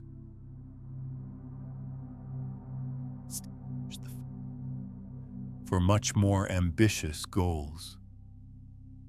The successful development of the Falcon 1 and Dragon spacecraft provided the company with the technical capabilities, financial resources, and industry credibility needed to pursue missions to Mars and beyond. For Musk personally, the SpaceX experience validated his belief that first principles thinking and entrepreneurial execution could be applied to any industry, no matter how complex or established. The company's success would provide him with the confidence and resources to tackle other seemingly impossible challenges, from sustainable transportation to artificial intelligence to social media. The boy who had dreamed of space exploration had become the man who was making that dream a reality for all of humanity. SpaceX represented more than just a business success. It was the beginning of a new chapter in human civilization's expansion beyond Earth. The stars, once the exclusive domain of government space programs, were now within reach of private enterprise and entrepreneurial ambition. Chapter 6: Electric Dreams. Tesla's Rocky Road to Success, 2003 to 2012. The Electric Vehicle Awakening. While SpaceX was consuming much of Elon Musk's attention and financial resources, another revolutionary opportunity was beginning to capture his interest. The transportation sector, which relied almost entirely on fossil fuels, represented both a massive environmental problem and an enormous business opportunity. If electric vehicles could be made practical and desirable, they could simultaneously address climate change and disrupt one of the world's largest industries. Musk's interest in electric vehicles wasn't entirely new. During his time at Stanford, he had considered pursuing research in advanced battery technology and electric propulsion systems. His physics background gave him an appreciation for the theoretical advantages of electric motors over internal combustion engines. They were more efficient, produced instant torque, required less maintenance, and could be powered by renewable energy sources. However, the electric vehicle industry in the early 2000s was moribund. Previous attempts to commercialize electric cars had failed due to limited range, long charging times, poor performance, and high costs. Most automotive executives believed that electric vehicles were inherently inferior to gasoline-powered cars, and that consumers would never accept their limitations. The Tesla investment decision. In 2004, Musk was introduced to Tesla Motors, a startup founded by Martin Eberhard and Mark Tarpenning that was developing a high-performance electric sports car. The company's approach was different from previous electric vehicle efforts. Instead of starting with economy cars and accepting compromises in performance, Tesla was targeting the luxury sports car market, where performance and innovation were valued over cost efficiency. The Tesla Roadster concept appealed to Musk for several reasons. First, It would demonstrate that electric vehicles could match or exceed the performance of gasoline-powered sports cars, challenging consumer perceptions about electric propulsion. Second, the luxury market provided higher profit margins that could help offset the initially high costs of electric vehicle technology. Third, success in the sports car market could provide a platform for developing more affordable vehicles for mainstream consumers. In February 2004, Musk led Tesla's Series A funding round, investing $6.5 million of his own money and becoming the company's chairman. This investment represented another significant bet on transformative technology, similar to his commitment to SpaceX. Musk was betting that electric vehicles would eventually replace internal combustion engines, and he wanted to position himself at the forefront of that transition. Early development challenges. Tesla's development of the Roadster proved far more challenging than anyone had anticipated.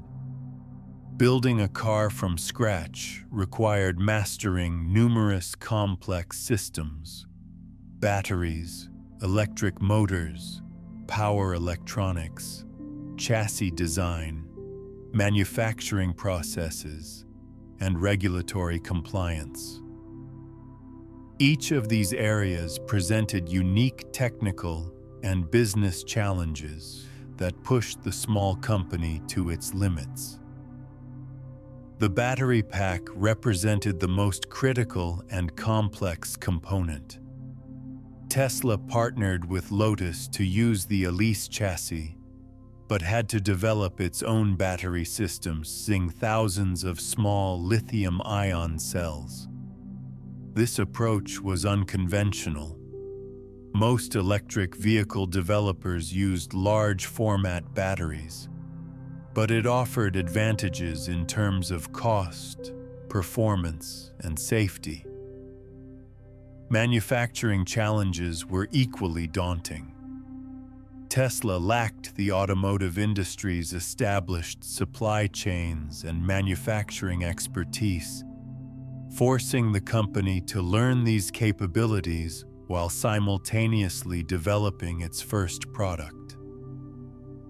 The complexity of automotive manufacturing, with its requirements for precision, quality control, and regulatory compliance, far exceeded anything Musk had encountered in his previous ventures. Leadership transition and strategic direction. As Tesla's development challenges mounted and costs escalated, tensions emerged between the founding team and investors about the company's direction.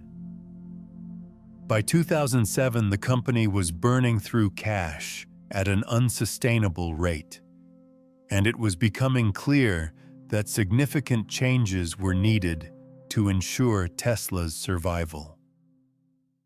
In August 2007, Musk became Tesla's CEO, replacing Martin Eberhard in a leadership transition that reflected the board's confidence in Musk's ability to navigate the company through its crisis.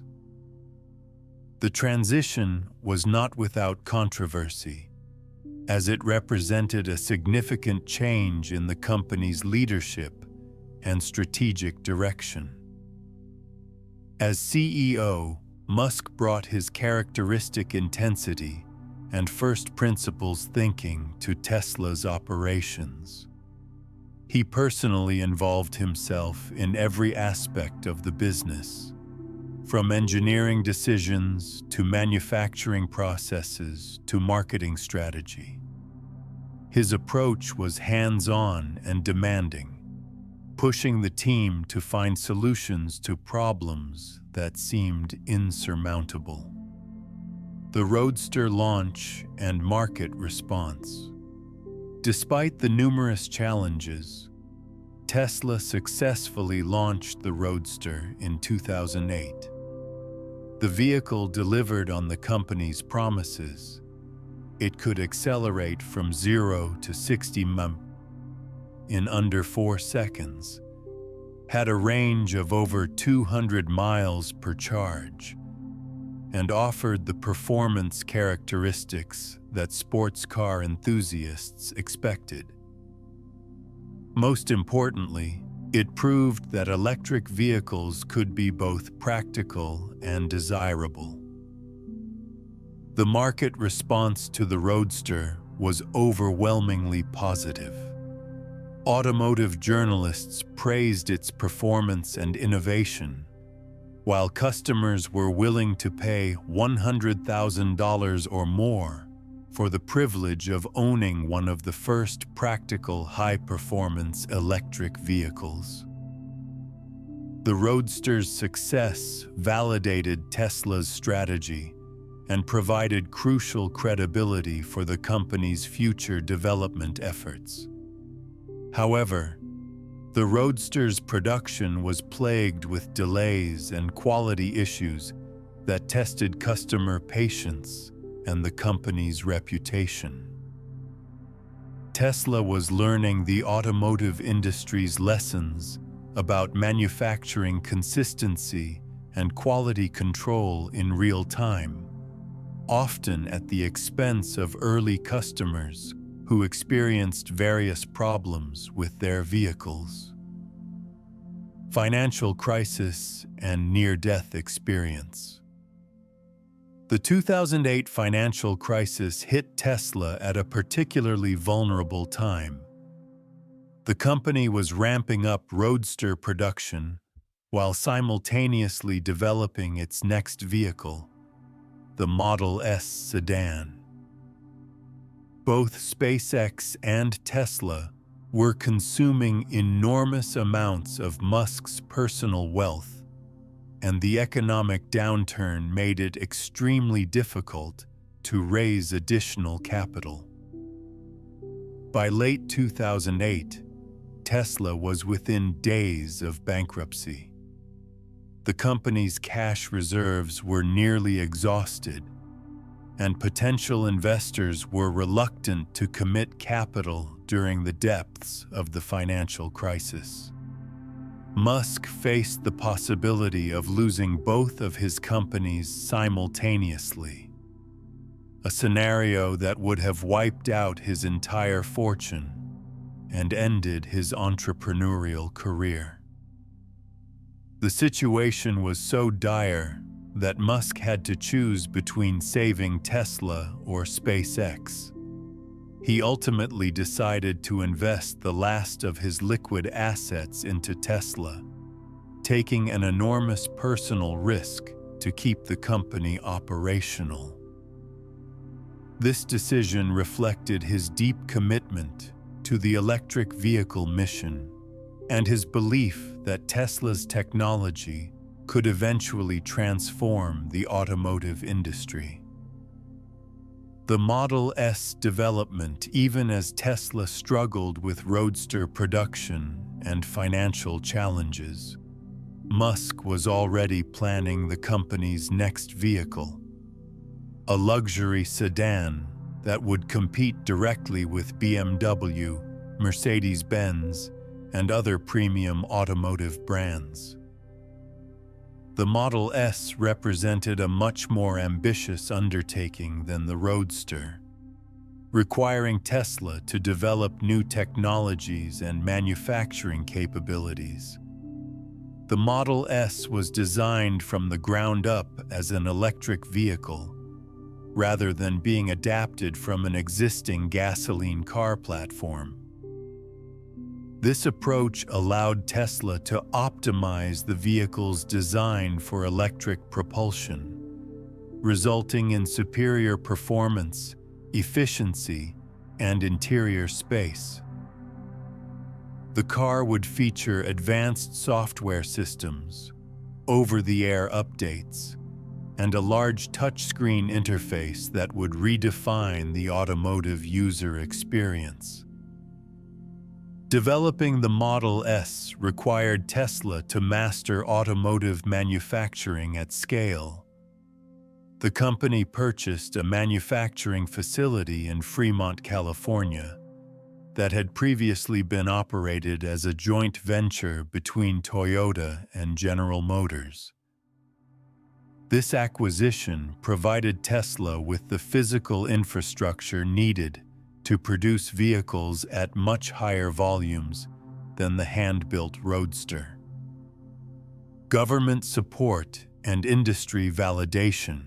In 2009, Tesla received crucial validation when the U.S. Department of Energy approved a $465 million loan through the Advanced Technology Vehicles Manufacturing (ATVM) program.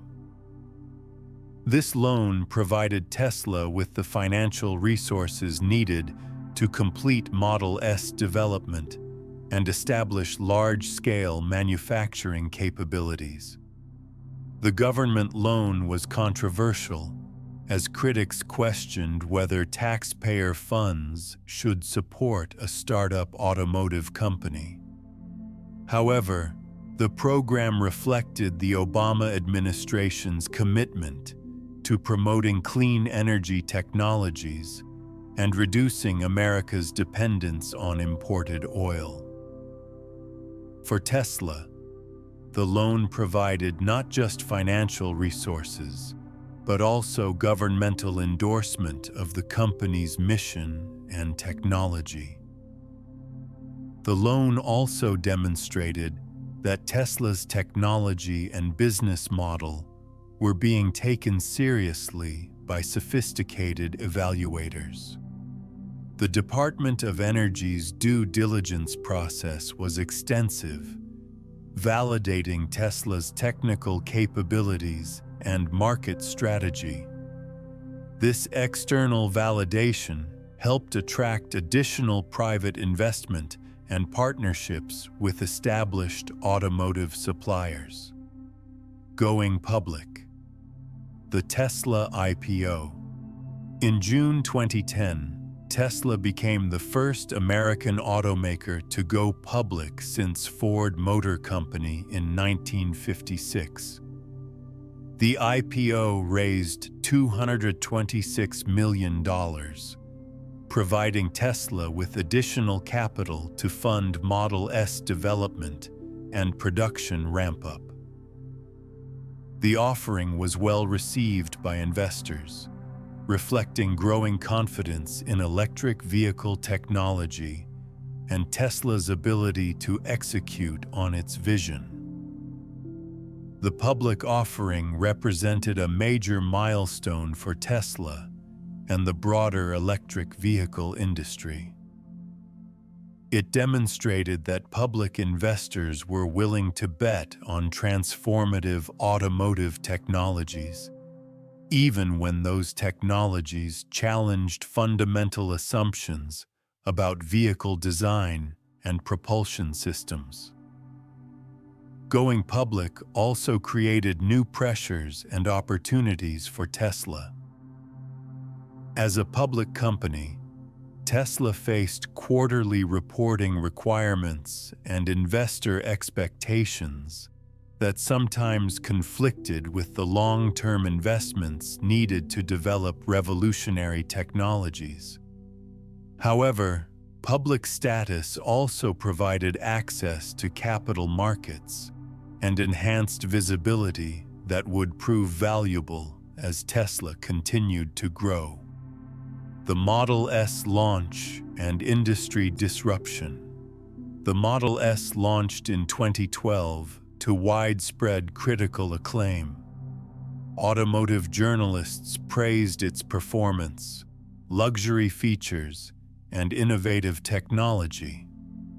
The vehicle could accelerate from 0 to 60 mph in as little as 4.2 seconds, had a range of up to 265 miles per charge, and offered the interior space and comfort expected in a luxury sedan.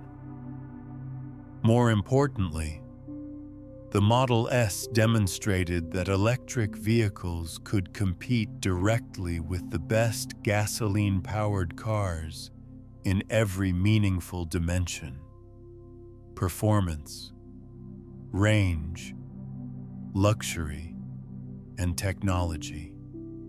Consumer reports and automotive magazines regularly rated the Model S as one of the best cars available in any category, not just among electric vehicles. The success of the Model S began to change perceptions within the automotive industry. Traditional automakers, which had previously dismissed electric vehicles as niche products with limited market potential, began to recognize that Tesla was creating a new category of desirable, high-performance vehicles that could threaten their market positions. Manufacturing revolution and vertical integration. Tesla's approach to automotive manufacturing was as revolutionary as its vehicle technology. The company pursued vertical integration to a degree that was unusual in the modern automotive industry, manufacturing many components in-house that other automakers typically sourced from suppliers. This vertical integration strategy was driven partly by necessity. Many suppliers were reluctant to work with a startup automotive company, and partly by Musk's desire to control quality and innovation. By manufacturing key components internally, Tesla could iterate more quickly, maintain higher quality standards, and capture more of the value chain. The company also pioneered new manufacturing techniques, including extensive use of automation and continuous improvement processes borrowed from software development. Tesla's factories were designed to be flexible and scalable, allowing the company to adjust production volumes and introduce new products more quickly than traditional automotive manufacturers. Supercharger network. Infrastructure innovation. One of Tesla's most important innovations was the development of the supercharger network, a proprietary fast-charging infrastructure that addressed one of the main barriers to electric vehicle adoption: charging availability and speed. The supercharger stations could charge Tesla vehicles much faster than existing charging infrastructure, making long-distance travel practical for electric vehicle owners. The supercharger network represented a significant investment that traditional automakers were unwilling to make. By building its own charging infrastructure, Tesla was able to control the charging experience, ensure compatibility with its vehicles, and create a competitive advantage that would be difficult for competitors to replicate. The network also demonstrated Tesla's commitment to supporting the entire electric vehicle ecosystem, not just selling cars. This holistic approach to market development set Tesla apart from traditional automakers and helped accelerate overall electric vehicle adoption. Cultural impact and market transformation. By 2012, Tesla had fundamentally changed the conversation about electric vehicles. The company had proven that electric cars could be desirable, high-performing, and commercially viable. The success of the Model S inspired other automakers to accelerate their own electric vehicle development programs and helped shift public perception about the future of transportation. Tesla's influence extended beyond the automotive industry. The company's success story became a symbol of American innovation and entrepreneurship, demonstrating that startups could challenge established industries and create entirely new markets. Musk's leadership of both Tesla and SpaceX simultaneously established him as one of the most prominent entrepreneurs of his generation. The company also pioneered new approaches to automotive retail, selling directly to consumers rather than through traditional dealership networks. This direct sales model, while controversial and legally challenged in some states, provided Tesla with better customer relationships and higher profit margins than the traditional automotive retail structure. Setting the foundation for mass market success, the period from 2003 to 2012 established Tesla as a legitimate automotive company with proven technology and a clear path toward mainstream success. The Roadster had demonstrated that electric vehicles could be desirable and high-performing, while the Model S proved that Tesla could compete directly with established luxury automakers. More importantly, Tesla had developed the core technologies and manufacturing capabilities needed to scale production and reduce costs.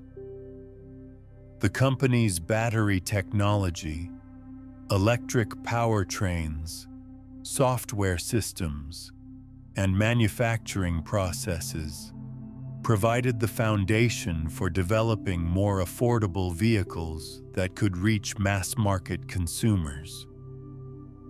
The success of Tesla's early years also attracted significant talent and investment to the electric vehicle industry. Engineers, designers, and executives from traditional automakers began joining Tesla and other electric vehicle startups, accelerating innovation across the entire sector. The road ahead. By 2012, Tesla had survived its near-death experiences and established itself as a serious player in the automotive industry. The company had proven that electric vehicles could succeed commercially and had built the foundation for much larger ambitions, making electric vehicles accessible to mainstream consumers and accelerating the world's transition to sustainable transportation. The success of the Model S represented just the beginning of Tesla's impact on the automotive industry. The company's next challenge would be scaling production and reducing costs to reach mass-market consumers, while continuing to innovate in areas like autonomous driving, energy storage, and sustainable manufacturing. For Musk personally, Tesla's success validated his belief that entrepreneurship and innovation could address some of humanity's most pressing challenges. The company's mission to accelerate sustainable transportation was directly aligned with his concerns about climate change and environmental sustainability, providing him with a platform to make a meaningful contribution to humanity's long-term survival and prosperity. Chapter 7: The Innovation Factory, Solar City, Hyperloop, and Big Ideas, 2006-2015. The solar energy vision. While managing the intense demands of both SpaceX and Tesla, Elon Musk identified another critical component of the sustainable energy ecosystem: solar power generation.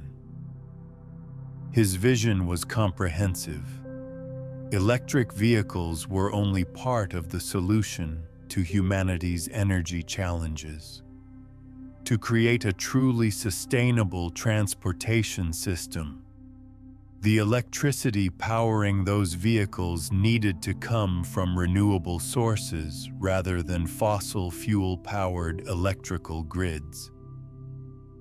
In 2006, Musk helped his cousins Lyndon and Peter Rive found SolarCity, a solar panel installation company that would become one of the largest solar energy providers in the United States. Musk served as chairman and was the largest shareholder, investing significant personal capital into the venture while providing strategic guidance and his growing reputation as a clean technology innovator. SolarCity's business model was innovative for the solar industry.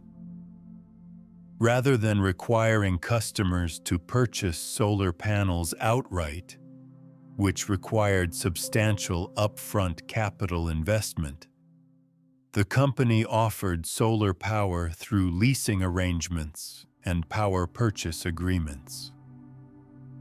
This approach made solar energy accessible to homeowners and businesses that couldn't afford the high initial costs of solar installations. Integrated sustainable energy strategy. Musk's involvement in SolarCity was part of a broader strategic vision that connected solar energy generation, energy storage, and electric transportation into an integrated, sustainable energy ecosystem. He envisioned a future where homes and businesses would generate their own clean electricity through solar panels, store excess energy in battery systems, and use that stored energy to power electric vehicles and buildings. This integrated approach represented a fundamental shift from the traditional energy model, where electricity generation, distribution, and consumption were managed by separate entities with different economic incentives. Musk's vision called for distributed energy generation and storage that would make consumers more energy independent while reducing the environmental impact of electricity consumption. The strategic connections between SolarCity, Tesla's energy storage products, and electric vehicles would later become more explicit as Musk worked to position Tesla as a comprehensive, sustainable energy company rather than just an automotive manufacturer. This broader vision would influence Tesla's product development and acquisition strategy for years to come. The Hyperloop concept, reimagining transportation. In 2013, Musk introduced one of his most ambitious and controversial concepts: the Hyperloop, a proposed high-speed transportation system that would move passengers and cargo through low-pressure tubes at speeds approaching 700 mph. The concept emerged from Musk's frustration with California's proposed high-speed rail project, which he criticized as slow, expensive, and technologically outdated. The Hyperloop concept demonstrated Musk's willingness to challenge fundamental assumptions about transportation infrastructure. While conventional wisdom suggested that high-speed rail represented the most advanced form of ground transportation, Musk proposed a system that could potentially operate faster than commercial aircraft, while consuming less energy and requiring less land use than traditional rail systems.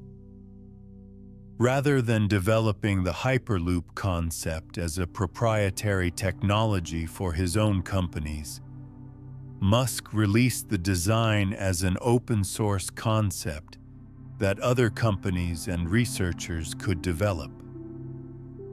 This approach reflected his belief that some technologies were too important for humanity's future to be controlled by any single organization, and that open collaboration could accelerate development and innovation. The master plan philosophy. Throughout this period, Musk began articulating his long-term strategic thinking through what he called master plans that connected his various ventures and investments into coherent visions for technological and social progress. These plans demonstrated his ability to think systematically about complex, interconnected challenges and develop strategies that addressed multiple problems simultaneously. The first Tesla master plan, published in 2006, outlined a strategy for using high-end electric vehicles to fund the development of mass-market electric cars, while simultaneously building charging infrastructure and advancing battery technology. This plan provided a roadmap that Tesla would follow for the next decade, demonstrating Musk's ability to think strategically about market development and technology scaling. The master plan approach also reflected Musk's understanding of the importance of narrative and vision in building successful technology companies. By articulating clear, compelling visions for the future and explaining how his companies would contribute to achieving those visions, Musk was able to attract talent, investment, and customer loyalty that went far beyond what the company's current capabilities might have warranted. Neuralink. The brain-computer interface vision. In 2016, Musk founded Neuralink, a neurotechnology company focused on developing brain-computer interfaces that could potentially treat neurological conditions and eventually enhance human cognitive capabilities. The company represented Musk's most ambitious venture into biotechnology and his growing concerns about the implications of artificial intelligence for human civilization. Musk's rationale for founding Neuralink was partly medical. Brain-computer interfaces could potentially treat conditions like paralysis, depression, and neurodegenerative diseases, and partly strategic. He was concerned that advances in artificial intelligence could eventually render human intelligence obsolete, and he believed that brain-computer interfaces might provide a way for humans to maintain relevance in an AI-dominated future. The technical challenges facing Neuralink were enormous, requiring advances in neuroscience, materials science, surgical robotics, and data processing. The company needed to develop implantable devices that could interface with brain tissue safely and effectively, while also creating software systems that could interpret and respond to neural signals in real time. The Boring Company. underground transportation. In 2016, frustrated by Los Angeles traffic, Musk founded the Boring Company to develop underground transportation tunnels that could alleviate urban congestion. The company represented another example of Musk's willingness to challenge conventional wisdom about infrastructure development and urban planning. Traditional approaches to urban transportation focused on expanding road capacity at ground level or developing public transit systems. Musk proposed using tunneling technology to create underground transportation networks that could move vehicles at high speeds without interfering with surface-level infrastructure or requiring extensive land acquisition.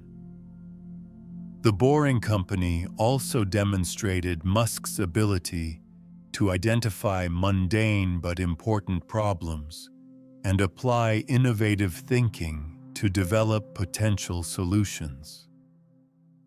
While tunneling technology had existed for decades, Musk believed that applying first principles thinking and modern technology could dramatically reduce the cost and complexity of underground construction. Innovation methodology and first principles thinking. Across all of his ventures during this period, Musk consistently applied a methodology based on first principles thinking and rapid iteration.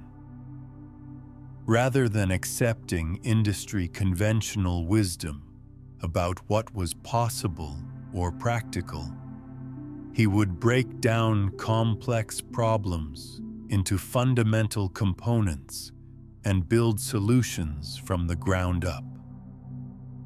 This approach was particularly evident in SpaceX's development of reusable rockets, Tesla's approach to electric vehicle design, and the Hyperloop's reimagining of high-speed transportation. In each case, Musk and his teams questioned basic assumptions about how things should work and developed innovative alternatives that challenged established industry practices. The first principles approach also enabled Musk to identify opportunities for dramatic improvements in cost, performance, or functionality that incremental innovation might not achieve. By understanding the fundamental physics and economics of complex systems, his teams could often find ways to eliminate unnecessary complexity and develop more efficient solutions. Talent attraction and team building. Musk's growing reputation as a technology visionary enabled him to attract world-class talent across multiple industries simultaneously. Engineers and executives who might have spent entire careers working for established companies were drawn to the opportunity to work on projects that could potentially change the world. The talent attraction was facilitated by Musk's ability to articulate compelling visions for the future and explain how specific technical challenges contributed to achieving those visions. Engineers working on battery technology at Tesla understood that their work could accelerate the transition to sustainable transportation. Propulsion engineers at SpaceX knew that their innovations could help make humanity a multiplanetary species. However, Musk's demanding management style and high-performance expectations also created significant challenges for team building and retention. His companies developed reputations for intense work environments, where employees were expected to deliver exceptional results under tight deadlines and resource constraints. Financial management and resource allocation. Managing multiple capital-intensive ventures simultaneously required sophisticated financial planning and resource allocation. Musk had to balance the competing demands of SpaceX's rocket development, Tesla's vehicle production scaling, and his investments in Solar City and other ventures, all while maintaining sufficient personal liquidity to weather unexpected challenges.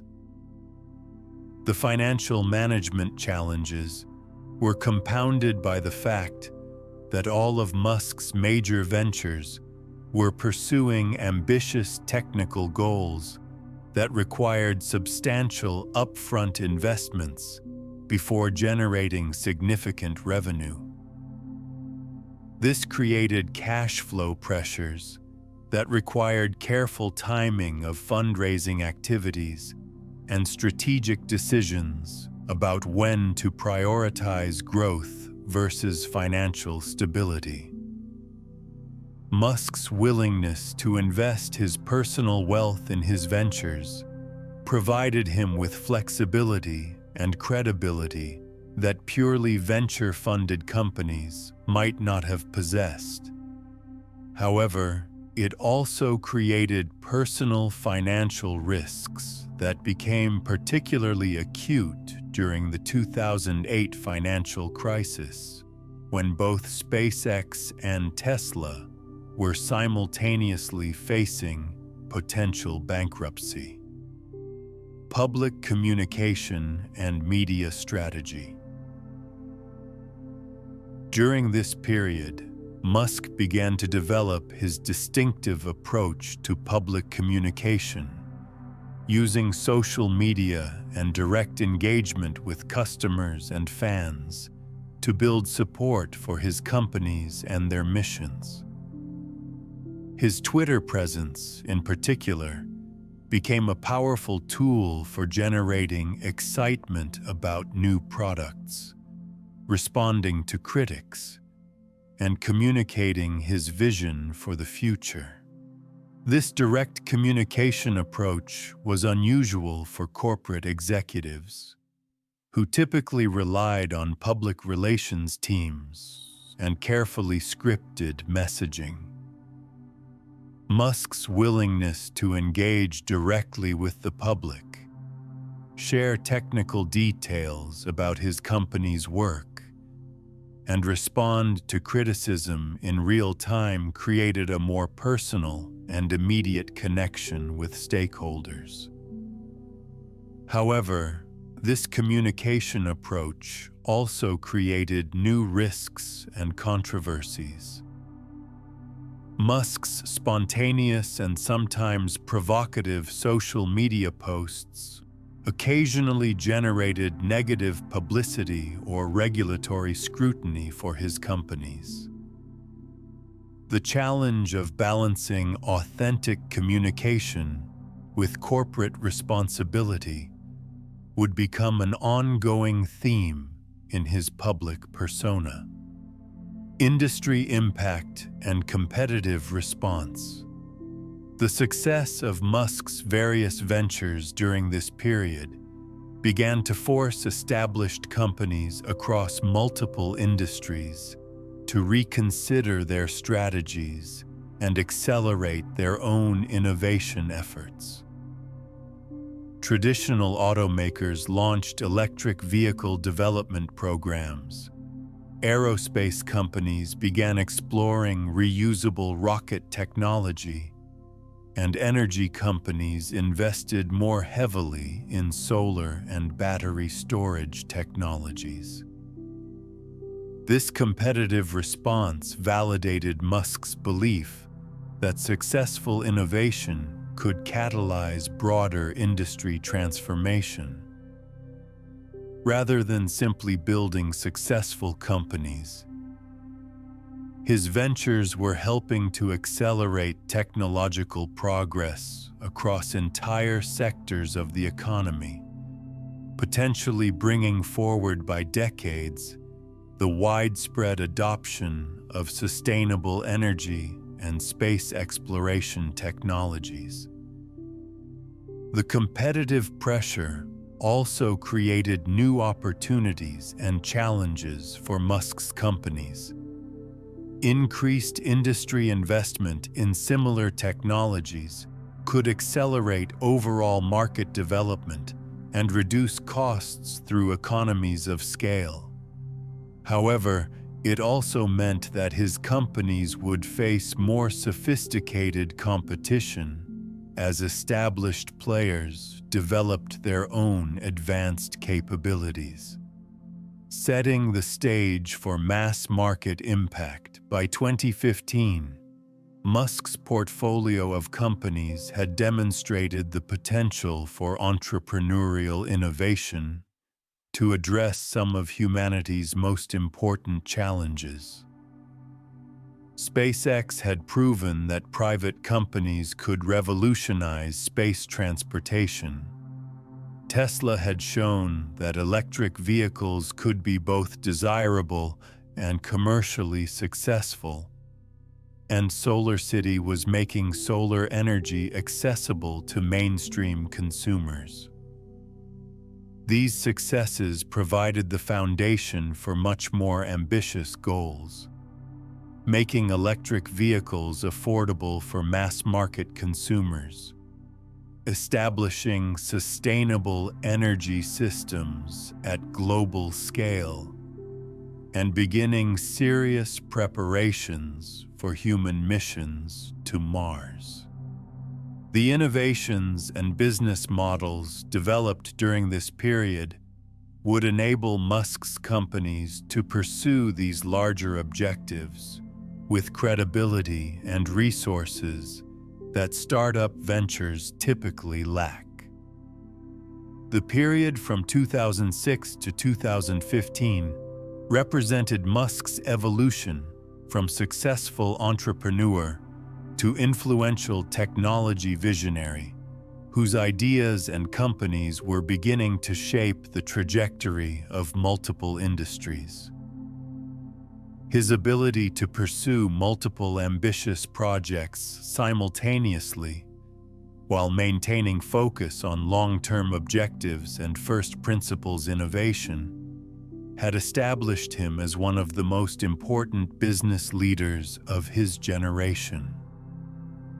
More importantly, this period demonstrated that entrepreneurial innovation, when applied systematically to important problems, could potentially address challenges that governments and established corporations had been unable to solve effectively. The success of Musk's ventures provided a model for how private enterprise could contribute to solving humanity's most pressing problems while building valuable and sustainable businesses. Chapter 8: Connecting Minds, Neuralink, and the Future of Humanity, 2016 to present. The Artificial Intelligence Imperative. By 2016, Elon Musk had become increasingly concerned about the rapid advancement of artificial intelligence and its potential implications for human civilization. While many technologists celebrated AI's potential to solve complex problems and improve human productivity, Musk worried that artificial general intelligence, AGI, could eventually surpass human cognitive abilities in ways that might make humanity obsolete. His concerns were not rooted in science fiction scenarios, but in careful analysis of AI development trends and the potential for exponential improvement in machine learning capabilities. Musk observed that AI systems were already surpassing human performance in specific domains like chess, Go, and certain types of pattern recognition, and he projected that these capabilities would eventually generalize to broader cognitive tasks. The challenge, as Musk saw it, was not to prevent AI development, which he believed was both impossible and potentially counterproductive, but to ensure that humans could remain relevant and maintain agency in a world where artificial intelligence played an increasingly dominant role. This analysis led him to explore brain-computer interfaces as a potential solution to what he termed the AI control problem. The Neuralink vision. In July 2016, Musk co-founded Neuralink with the goal of developing high-bandwidth brain-computer interfaces that could eventually allow humans to communicate directly with digital systems. The company's mission was both therapeutic, helping people with neurological conditions, and strategic, providing humans with tools to remain competitive with advancing AI systems. The core technical challenge was developing implantable devices that could safely and effectively interface with brain tissue while providing high-resolution recording and stimulation capabilities. Traditional brain-computer interfaces were limited by low bandwidth and invasive surgical procedures that carried significant risks. Neuralink aimed to create systems that were minimally invasive, highly capable, and suitable for widespread use. Musk's vision for Neuralink was characteristically ambitious. In the near term, the technology could potentially treat conditions like paralysis, depression, anxiety, and neurodegenerative diseases by providing direct interfaces between the brain and external devices. In the longer term, brain-computer interfaces might enable humans to download and upload information, communicate telepathically, and augment their cognitive capabilities to keep pace with artificial intelligence. Technical challenges and breakthrough innovations. Developing practical brain-computer interfaces required advances across multiple scientific and engineering disciplines. The Neuralink team had to solve problems in neuroscience, materials science, surgical robotics, data processing, and biocompatibility. Often simultaneously and with little existing literature to guide their work. One of the company's key innovations was the development of ultra-thin neural threads that could be implanted into brain tissue with minimal damage. These threads, thinner than human hair, contained multiple electrodes that could record neural activity and deliver electrical stimulation with high precision. The manufacturing process for these threads required developing entirely new fabrication techniques that borrowed from semiconductor manufacturing while addressing the unique requirements of biological implants. The surgical procedure for implanting neural threads also required innovative solutions. Neuralink developed a robotic surgical system capable of precisely placing threads in specific brain regions, while avoiding blood vessels and other critical structures. The robot could perform these procedures with accuracy that exceeded human surgical capabilities, potentially making brain-computer interface implantation safer and more reliable. Animal testing and ethical considerations. Neuralink's development program necessarily involved extensive animal testing to validate the safety and effectiveness of brain-computer interfaces before human trials. The company conducted experiments with pigs and non-human primates, demonstrating that implanted devices could record neural activity and enable animals to control external devices through thought alone. One of the most publicized demonstrations involved a macaque monkey named Pager playing the video game Pong using only neural signals recorded by a Neuralink device. The experiment showed that brain-computer interfaces could enable real-time control of digital systems, providing proof of concept for the technology's potential applications in treating paralysis and other neurological conditions. However, animal testing also generated controversy and ethical concerns about the welfare of research subjects and the broader implications of brain-computer interface development. Critics raised questions about the necessity of invasive procedures, the potential for suffering in animal subjects, and the long-term consequences of developing technologies that could fundamentally alter human cognition and consciousness, human trials, and regulatory approval. In 2023, Neuralink received approval from the U.S. Food and Drug Administration, FDA, to begin human clinical trials, marking a crucial milestone in the company's development. The approval came after extensive regulatory review and represented validation of Neuralink's safety protocols and potential therapeutic benefits.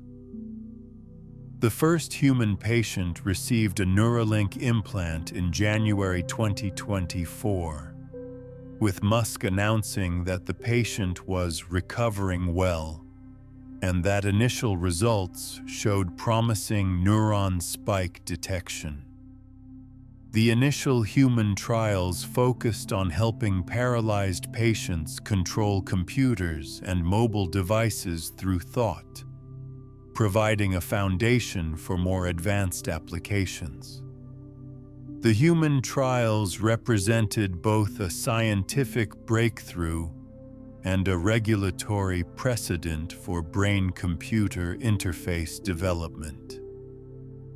Success in these initial studies could pave the way for broader clinical applications and potentially accelerate the development of more advanced neural interface technologies, therapeutic applications, and medical impact.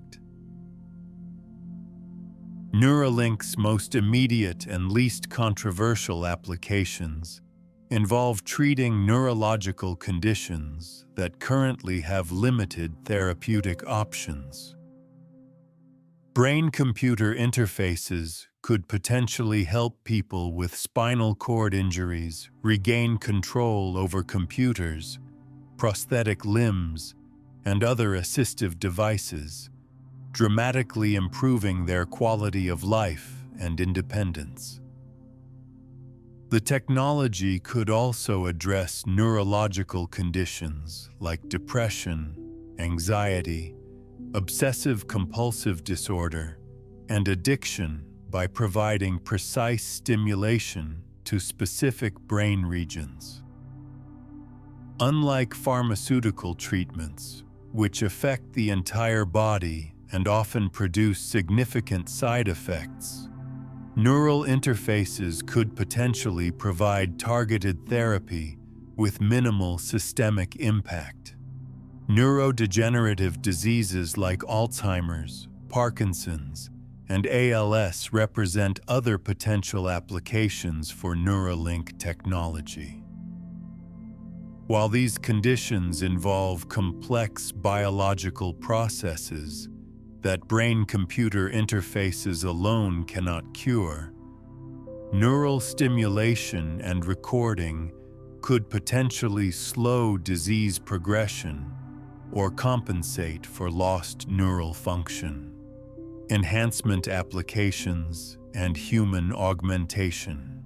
Beyond therapeutic applications, Neuralink's technology could potentially enable human cognitive enhancement, allowing people to access information, communicate, and process data in ways that transcend natural biological limitations. This aspect of the technology is both the most exciting and the most controversial element of Musk's vision for brain-computer interfaces. Potential enhancement applications include direct brain access to internet information, seamless communication between individuals through neural links, enhanced memory storage and recall, and accelerated learning capabilities. These applications could fundamentally change human experience and capability, potentially enabling people to compete with advanced AI systems on more equal terms. However, enhancement applications also raise profound ethical, social, and philosophical questions about human identity, equality, and the nature of consciousness itself. The possibility of creating enhanced humans could exacerbate social inequalities and challenge fundamental assumptions about human nature and individual agency. AI integration and symbiosis. Musk's long-term vision for Neuralink involves creating symbiotic relationships between human intelligence and artificial intelligence systems. Rather than competing with AI or being replaced by it, humans equipped with brain-computer interfaces could potentially collaborate with AI in ways that leverage the strengths of both biological and artificial intelligence. This human-AI symbiosis could enable new forms of problem-solving, creativity, and innovation that neither humans nor AI systems could achieve independently.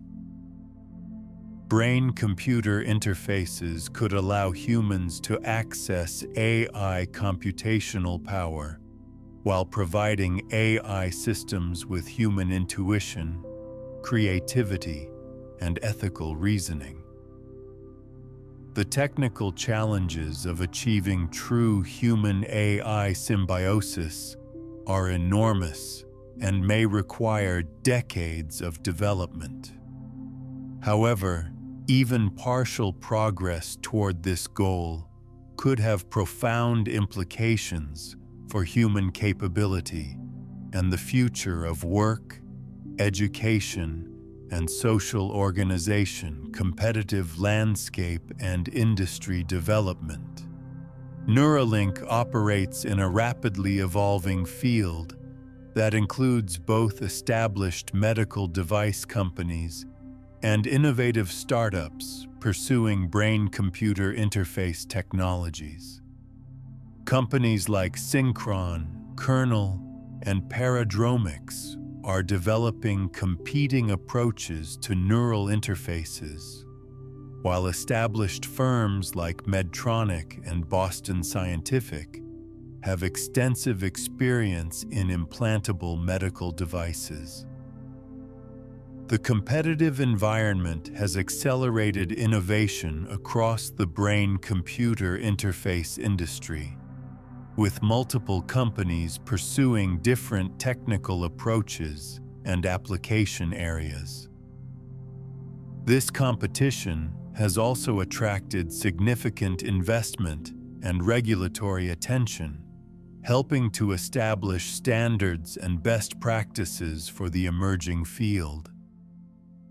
Musk's involvement in Neuralink has brought unprecedented public attention and investment to brain-computer interface research, potentially accelerating development across the entire field.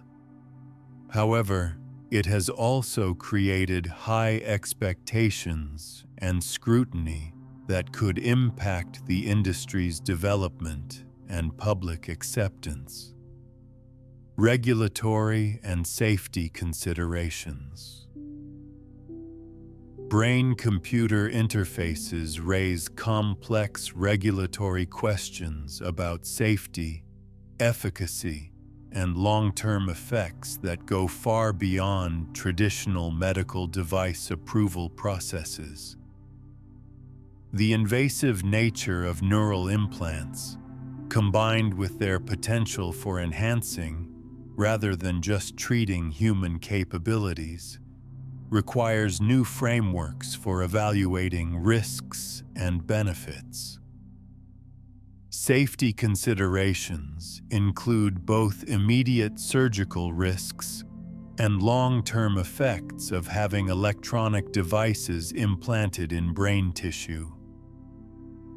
The brain's immune response to foreign materials, the potential for device failure or malfunction, and the reversibility of implant procedures are all critical factors that must be carefully evaluated and managed. Privacy and data security represent additional concerns, as brain-computer interfaces necessarily involve recording and processing neural data that could potentially reveal thoughts, emotions, and memories. Protecting this information from unauthorized access, while enabling therapeutic and enhancement applications, requires sophisticated cybersecurity measures and regulatory frameworks. Social and ethical implications. The development of brain-computer interfaces raises fundamental questions about human identity, consciousness, and the nature of mental privacy. If thoughts and memories can be recorded, stored, and potentially modified through neural interfaces, traditional concepts of individual autonomy and mental integrity may need to be reconsidered. The potential for cognitive enhancement through brain-computer interfaces could also create new forms of social inequality, where individuals with access to neural augmentation have significant advantages over those without such technology. This raises questions about fairness, justice, and the potential need for regulations to ensure equitable access to enhancement technologies.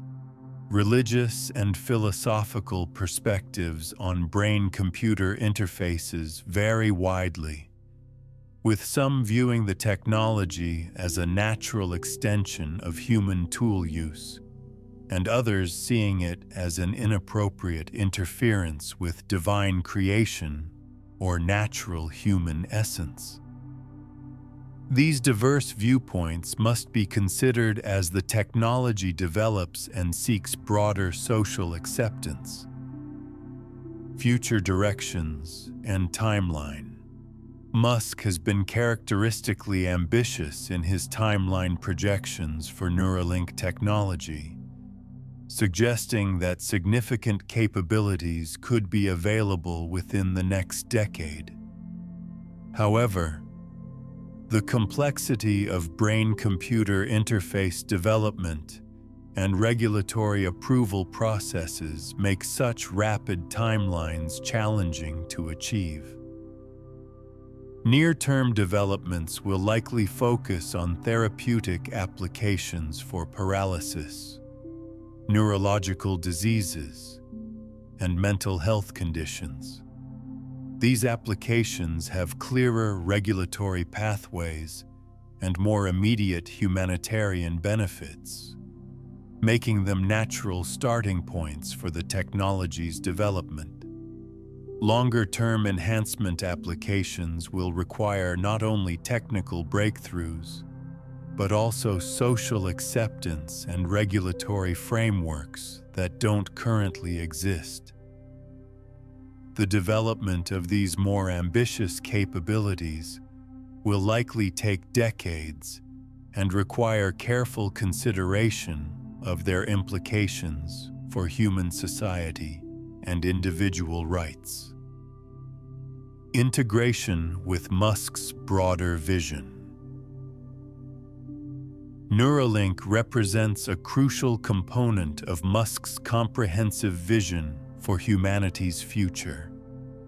Just as SpaceX aims to make humans a multi-planetary species, and Tesla works to accelerate sustainable transportation, Neuralink seeks to ensure that humans can maintain agency and relevance in an AI-dominated future.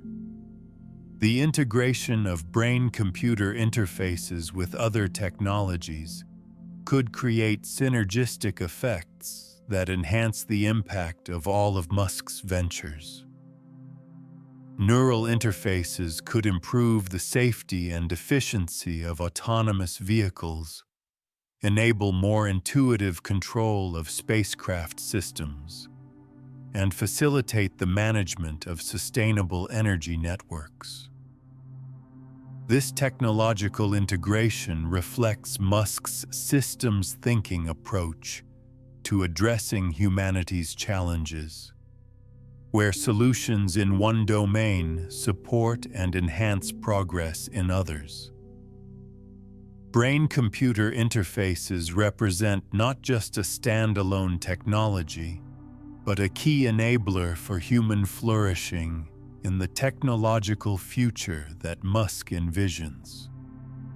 Chapter 9: The Twitter Takeover. From Platform to X, 2022-2024.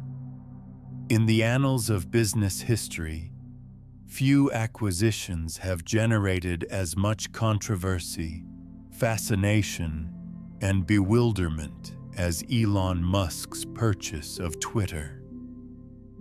What began as what many perceived as an impulsive social media spat evolved into a $44 billion acquisition that would fundamentally reshape one of the world's most influential communication platforms. The story of Musk and Twitter didn't begin in 2022. For years, the tech mogul had been an active and often controversial user of the platform, using it to communicate directly with millions of followers, share updates about his companies, and occasionally land himself in hot water with regulators. His tweets had moved markets, sparked investigations, and sometimes contradicted his own public relations teams. Twitter had become Musk's digital megaphone, but he increasingly grew frustrated with what he perceived as the platform's limitations and biases. The acquisition saga began in earnest in early 2022, when Musk started purchasing Twitter shares, eventually becoming the company's largest shareholder. Initially offered a seat on Twitter's board of directors, Musk declined, setting the stage for what would become one of the most tumultuous corporate takeovers in modern history. On April 14, 2022, Musk made an unsolicited offer to purchase Twitter for $54.20 per share, valuing the company at approximately $44 billion. His stated motivation was simple yet profound: to transform Twitter into a platform for free speech, which he believed was essential for a functioning democracy. In his offer letter, Musk wrote that he believed Twitter had extraordinary potential and that he was the right person to unlock it. What followed was months of legal wrangling, public speculation, and dramatic reversals. Musk's commitment to the deal wavered as he raised concerns about the number of bot accounts on the platform, leading Twitter's board to sue him to force completion of the purchase. The legal battle played out in Delaware Chancery Court, with depositions, document discoveries, and public statements creating a media circus that captivated the business world. The drama reached its climax in October 2022. Faced with an unfavorable legal position and the likelihood of being forced to complete the purchase anyway, Musk ultimately decided to proceed with the acquisition at the original price. On October 28, 2022, Tesla CEO Elon Musk completed the deal to acquire Twitter at his original offer price of $54.20 a share at a total cost of roughly $44 billion. The moment Musk took control, he wasted no time implementing his vision for the platform. In the ensuing days, Musk fired top executives, laid off half of the company's staff, formed a content moderation council, and began making sweeping changes to how Twitter operated. The transformation was swift and often chaotic. One of Musk's first major initiatives was overhauling Twitter's verification system. Previously, the blue checkmark was reserved for notable public figures, journalists, and organizations, serving as a way to combat impersonation. Among his first acts as Twitter's owner were to lay off about half the company and allow users to purchase the blue checkmark verification for $8 a month. This democratization of verification was intended to create a new revenue stream while reducing what Musk saw as an elitist system. However, the changes didn't stop with verification. Since buying the platform in 2022, Musk has laid off or fired about 75% of the staff, eliminated rules banning hate speech and disinformation, alienated many advertisers and users, and lost money. The massive staff reductions were perhaps the most controversial aspect of Musk's takeover. From a workforce of approximately 7,700 employees, Twitter was reduced to fewer than 2,000 within months. The layoffs affected every department, from engineering to content moderation to sales. Musk argued that the platform had been overstaffed and that a leaner organization would be more efficient and innovative. Critics countered that such dramatic cuts would inevitably impact the platform's ability to function reliably and safely. The proof, they argued, would be in Twitter's performance and stability in the months to come. Content moderation became another battlefield in Musk's Twitter revolution. Long criticized by conservatives for what they perceived as bias against right-leaning voices, Twitter under previous management had implemented increasingly strict policies around misinformation, hate speech, and harassment. Musk, positioning himself as a free speech absolutist, began systematically rolling back many of these restrictions. The changes in content policy had immediate and far-reaching consequences.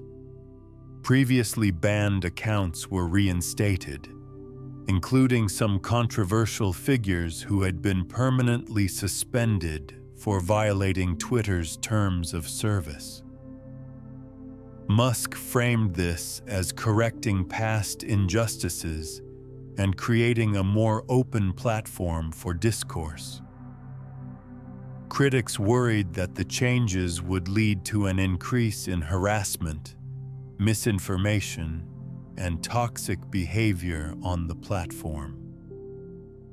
Perhaps the most visible symbol of Musk's transformation of Twitter was the rebranding to X. Musk changed the name of the company to X in July 2023. Tweets became posts with the change. The X logo replaced Twitter's iconic blue bird, and the platform's terminology shifted from tweets to posts and retweets to reposts.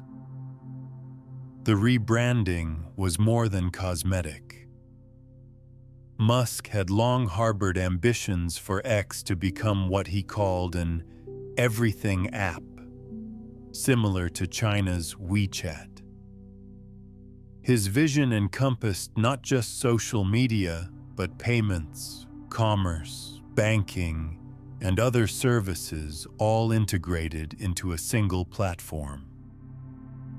By September 2023, Ad Age, citing the Harris poll, noted that the rebranding had not publicly caught on, with the majority of users still referring to X as Twitter. The transition to calling it X proved challenging for users who had used Twitter as both a noun and verb for over a decade. The financial implications of Musk's Twitter acquisition were substantial and complex. The $44 billion purchase was funded through a combination of Musk's personal wealth, loans against his Tesla stock, and investments from various partners, including Saudi Arabia's Public Investment Fund and Oracle co-founder Larry Ellison. The debt burden associated with the purchase meant that the newly private company faced significant interest payments while also dealing with declining advertising revenue. Advertising had historically been Twitter's primary revenue source, but many brands became hesitant to advertise on the platform amid concerns about content moderation changes and brand safety. Major advertisers, including General Motors, Pfizer, and others, paused their Twitter spending, creating a significant revenue challenge for the company. Musk's response was characteristically combative, sometimes publicly criticizing companies that reduced their advertising spend and suggesting they were bowing to pressure from activist groups. To compensate for declining advertising revenue, Musk pushed aggressively for subscription-based revenue through Twitter Blue, later renamed X Premium.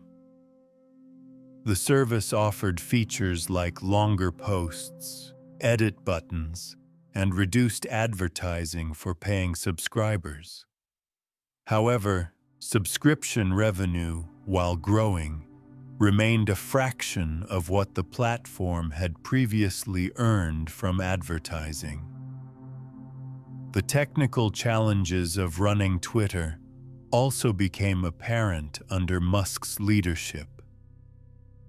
The platform experienced various outages, glitches, and performance issues, some attributed to the reduced engineering workforce and rapid changes to the system. Rate limiting, where users were restricted in how many posts they could view per day, was implemented temporarily during periods of technical stress, leading to user frustration and criticism. Despite the controversies and challenges, Musk's supporters argued that his changes were necessary to save a platform that had become stagnant and politically biased. They pointed to increased user engagement in some metrics and praised the loosening of content restrictions as evidence that the platform was becoming more vibrant and open. The introduction of features like community notes, which allowed users to collaboratively fact-check posts, was seen as an innovative approach to addressing misinformation without traditional top-down moderation. On May 17, 2024, Musk announced that the URL was officially changed from twitter.com to x.com, with the domain transition being completed as part of the ongoing transformation from Twitter to X.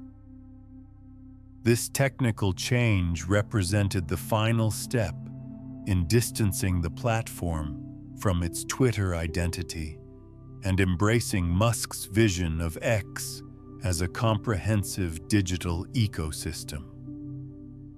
The Twitter acquisition revealed several key aspects of Musk's approach to business and leadership. His willingness to make dramatic, rapid changes, regardless of conventional wisdom, demonstrated both his confidence in his vision and his tolerance for risk. The acquisition also showcased his belief that existing systems and institutions often require fundamental disruption rather than incremental reform. Critics argued that Musk's approach was reckless and damaging to what had been an important global communication platform. They pointed to the exodus of users, advertisers, and employees as evidence that his strategy was flawed. Supporters countered that short-term disruption was necessary to achieve long-term transformation, and that Musk was courageously tackling problems that Twitter's previous management had failed to address. The international implications of Musk's Twitter takeover were significant. Governments around the world watched nervously as content moderation policies changed, particularly in regions where Twitter had played important roles in political movements and social organization. The platform's handling of misinformation during elections, conflicts, and public health crises became subjects of increased scrutiny and regulation in various jurisdictions. As 2024 progressed, X under Musk's leadership continued to evolve. New features were regularly introduced, from audio and video calling capabilities to creator monetization programs. The platform began experimenting with AI integration, using Musk's AI company xAI to enhance search and content recommendation algorithms. These technical innovations were part of Musk's broader strategy to differentiate X from its competitors and realize his vision of an everything app. The Twitter acquisition also had personal costs for Musk. The stress of managing the takeover while simultaneously running Tesla, SpaceX, and his other ventures was enormous. His wealth fluctuated dramatically based on Tesla's stock price and the perceived success or failure of his Twitter strategy. The constant public scrutiny and criticism took a toll, though Musk characteristically responded with humor and defiance rather than backing down from his positions. Looking back at this period, the Twitter acquisition represents a watershed moment not just for Musk personally, but for the broader social media landscape. It demonstrated that even the most established platforms are not immune to radical transformation when sufficient resources and determination are applied. Whether viewed as a cautionary tale of unchecked power or an inspiring example of visionary leadership, Musk's transformation of Twitter into X remains one of the most significant business stories of the 2020s. The acquisition also highlighted the enormous influence that social media platforms wield in shaping public discourse and opinion. Musk's changes to the platform affected not just how people communicated online, but what information they saw, what voices were amplified, and how democratic debates unfolded. This responsibility weighed heavily on the platform and its owner, making every policy decision a matter of public interest and debate. As Chapter 9 of Musk's story concluded, the long-term implications of the Twitter acquisition remain to be seen. Would X succeed in becoming the everything app that Musk envisioned? Would the platform find sustainable financial footing? Could it balance free speech principles with the practical needs of content moderation? These questions would continue to shape Musk's legacy and influence as his story moved into its next phase. Chapter 10: Political Awakening. Influence Beyond Business, 2022 present. The transformation of Elon Musk from a primarily business-focused entrepreneur to an influential political figure represents one of the most significant shifts in his public persona. While Musk had always held strong opinions on various issues, his political awakening and subsequent activism marked a new chapter in his influence on American society and global affairs. For much of his career, Musk had maintained a relatively moderate political stance, supporting candidates from both major American political parties based on their positions on issues he cared about, particularly climate change, renewable energy, and space exploration. Within the context of American politics, Musk voted for Democratic candidates from 2008 before switching to Republican candidates in 2022, and supported Donald Trump in 2024, with whom he previously feuded. This evolution in his political alignment became one of the most closely watched aspects of his public life. The roots of Musk's political evolution can be traced to several factors that converged in the early 2020s.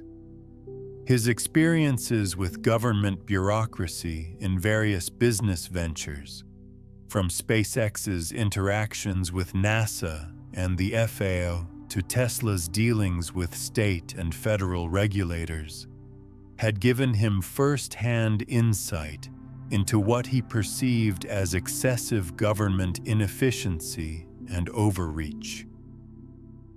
Additionally, his acquisition of Twitter and subsequent exposure to content moderation debates heightened his focus on free speech issues.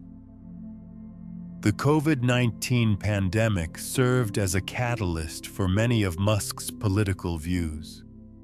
His opposition to lockdown measures, particularly those that affected Tesla's operations in California, brought him into conflict with government officials and marked a turning point in his relationship with Democratic leadership.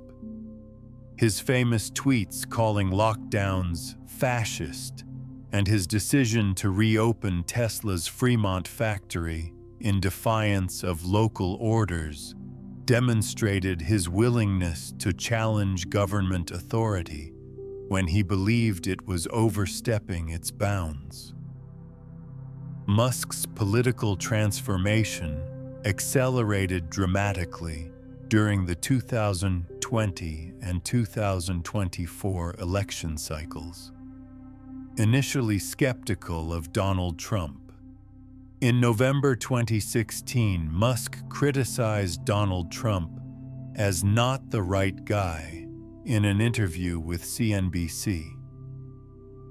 The following month, Trump appointed Musk to his Strategic and Policy Forum. Musk later endorsed Trump for the 2024 United States presidential election. This dramatic shift from critic to supporter illustrated the evolution of Musk's political thinking and his growing alignment with conservative positions on many issues. The 2024 presidential election marked Musk's most significant foray into electoral politics. Billionaire Trump supporter Elon Musk was the largest political donor of the 2024 election cycle, giving $277 million in support of GOP candidates. This massive financial investment demonstrated that Musk was not merely offering token support, but was committed to influencing the outcome of American elections through substantial resource allocation. Musk's political spending strategy was sophisticated and multifaceted. Rather than simply writing large checks to campaigns, he established and funded political action committees that could operate with greater flexibility and impact. His America PAC became one of the most well-funded and influential super PACs in the 2024 cycle, focusing on voter registration, turnout efforts, and digital advertising campaigns in key swing states. The effectiveness of Musk's political involvement became apparent on election night 2024. Trump's victory was attributed by many political observers to several factors, including Musk's financial support and his use of X to amplify pro-Trump messages and conservative viewpoints. The platform's algorithm changes and content policies under Musk's leadership had created an environment that many argued favored conservative voices and viewpoints. Following Trump's electoral victory, Musk's political influence expanded significantly. President-elect Trump announced a Department of Government Efficiency, or DOGE, that will be led by Tesla CEO Elon Musk and entrepreneur Vivek Ramaswamy, focused on shrinking the federal government. The appointment represented an unprecedented level of formal government influence for a tech entrepreneur and demonstrated Trump's recognition of Musk's contributions to his electoral success. The Department of Government Efficiency, playfully acronymed DOGE in reference to the cryptocurrency that Musk had frequently promoted, became Musk's primary vehicle for implementing his vision of government reform. Musk, the world's richest man and an advisor to President Trump, is leading a team called the Department of Government Efficiency, or DOGE. Despite the name, DOGE is part of the White House and not a cabinet agency. In recent days, it has gained access to the Treasury Department's payment systems, giving the organization significant operational authority to implement changes across the federal government. DOGE's mission aligned perfectly with Musk's long-held beliefs about the need for government efficiency and his business philosophy of rapid iteration and cost reduction. The organization's goals included eliminating wasteful spending, reducing bureaucratic redundancy, streamlining regulations, and implementing technology solutions to improve government services. Musk approached these challenges with the same mindset he had brought to revolutionizing the automotive and space industries. The scope of DOGE's ambitions was breathtaking. Musk and his team identified trillions of dollars in potential government savings through the elimination of duplicate programs, the automation of routine processes, and the application of private sector efficiency principles to government operations. Their proposals included everything from consolidating federal agencies to implementing AI-driven systems for processing government applications and requests. However, Musk's role in DOGE was not without controversy. Elon Musk ends his role in President Donald Trump's DOGE, but his political influence and controversial government cuts continue to impact national politics and upcoming elections. His departure from the formal DOGE leadership role highlighted the challenges of balancing his private business interests with his government responsibilities and the intense scrutiny that came with his political involvement. The tension between Musk's business empire and his political role created numerous potential conflicts of interest. His companies, particularly SpaceX and Tesla, were significant government contractors and beneficiaries of various federal programs and incentives.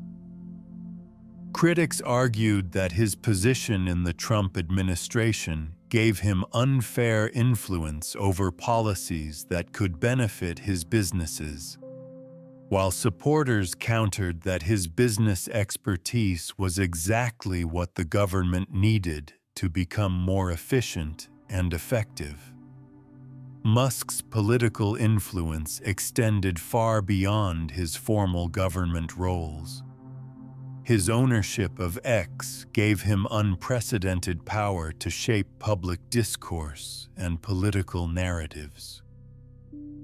The platform's content algorithms, trending topics, and user recommendation systems operated under his ultimate authority, making him one of the most powerful individual influencers of American political conversation. This power came with significant responsibility and scrutiny. Election officials, civil rights organizations, and international observers closely monitored X's handling of political content, particularly around sensitive topics like election integrity, voter fraud claims, and political violence. Musk's decisions about which accounts to reinstate, which content to promote, and which policies to enforce had direct implications for democratic discourse and political stability. The international dimensions of Musk's political influence were equally significant. His company's global operations meant that his political positions and government connections had implications for international trade, space exploration cooperation, and climate policy worldwide. Foreign governments found themselves needing to navigate relationships with both the formal U.S. government and Musk's informal but significant influence network.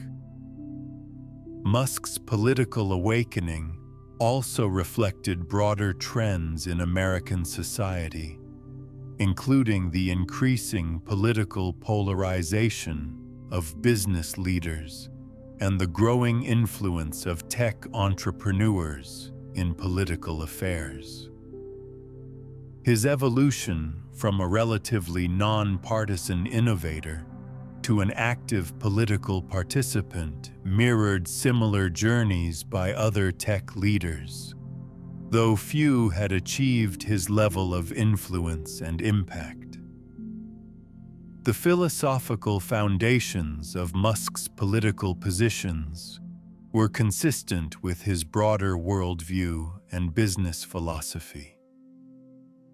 His belief in first principles thinking led him to question established political orthodoxies and institutional assumptions.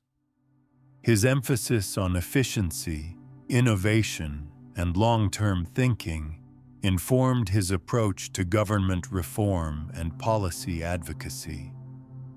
Free speech remained a central pillar of Musk's political philosophy. He is identified as a free speech absolutist and has expressed support for universal access to information and open debate. This position influenced not only his management of X, but also his broader political advocacy and his opposition to what he perceived as censorship by government agencies and private organizations. Climate change and sustainable energy continued to be important political issues for Musk, though his approach evolved as his political alignment shifted. While maintaining his commitment to renewable energy and electric vehicles, he became more critical of government mandates and regulations that he believed were ineffective or counterproductive.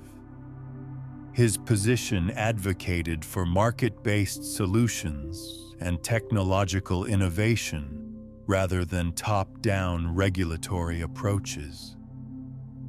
Space policy represented another area where Musk's political influence had significant impact. His advocacy for increased space exploration funding, regulatory reform to enable private space activities, and ambitious goals like Mars colonization found receptive audiences in the Trump administration. SpaceX's success in reducing launch costs and increasing mission frequency provided practical evidence for his policy arguments. The effectiveness of Musk's political influence became evident in various policy areas. Regulatory agencies began adopting more streamlined approaches to approving private space missions. Electric vehicle policies evolved to be more technology neutral, and government efficiency initiatives incorporated many of the principles that Musk had advocated through Doge and his public statements. However, Musk's political involvement also generated significant opposition and criticism. Democratic leaders, progressive activists, and some Republican officials raised concerns about the concentration of political influence in the hands of a single individual, particularly one with extensive business interests that could be affected by government policy. The potential for conflicts of interest and the democratic implications of such concentrated influence became subjects of ongoing political and academic debate. He's still directing big money to the GOP, including Trump's super PAC, despite his acrimonious White House departure. He also poured tens of millions into his own super PAC. This continued political spending, even after stepping back from formal government roles, demonstrated Musk's long-term commitment to political influence and his recognition that electoral politics remained the most effective way to implement his policy vision. The measurement of Musk's political impact proved challenging but significant. His financial contributions, social media influence, and policy advocacy combined to create a multi-dimensional influence network that operated across his traditional political boundaries. Political scientists and observers would likely spend years analyzing the full implications of his political awakening and its effects on American democracy and governance. As this chapter of Musk's story continued to unfold, several questions remained about the long-term implications of his political involvement. Would his influence prove sustainable across different electoral cycles and political administrations? Could he successfully balance his business interests with his political advocacy? Would his approach to political influence serve as a model for other tech entrepreneurs? Or would regulatory and democratic constraints limit such concentrated power in the future? The answers to these questions would significantly shape not only Musk's personal legacy, but also the broader relationship between technology, business, and political power in the 21st century. His political awakening represented more than just one individual's journey. It exemplified the growing intersection of technological innovation, economic power, and democratic governance in an increasingly complex and interconnected world. Chapter 11: The Visionary's Arsenal, Beyond the Headlines. While public attention often focuses on Musk's most visible ventures like Tesla and SpaceX, his influence extends far beyond these flagship companies. Understanding the full scope of his impact requires examining the constellation of projects, investments, and initiatives that form what might be called the visionary's arsenal, a diverse collection of enterprises that collectively represent his approach to solving humanity's greatest challenges. The Boring Company, founded in 2017, exemplifies Musk's ability to identify overlooked problems and pursue unconventional solutions.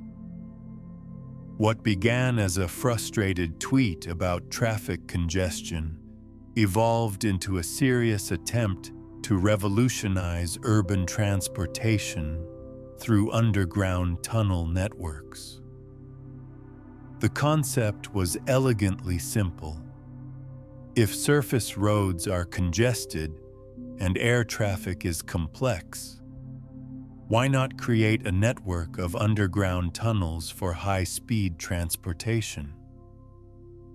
The Boring Company's first major project was a test tunnel in Hawthorne, California, near SpaceX's headquarters. This proof of concept demonstrated the feasibility of boring tunnels quickly and cost-effectively using innovative tunneling machines. The company's approach differed significantly from traditional tunnel construction, emphasizing speed, automation, and reduced costs through engineering innovation and operational efficiency. The Las Vegas Convention Center Loop became the company's first commercial installation, providing attendees with underground transportation between different parts of the massive convention facility.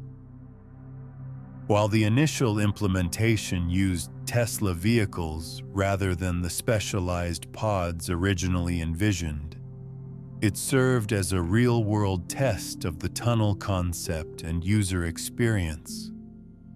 The system's performance and user satisfaction provided valuable data for future projects and installations. Musk's vision for the Boring Company extended far beyond simple point-to-point transportation.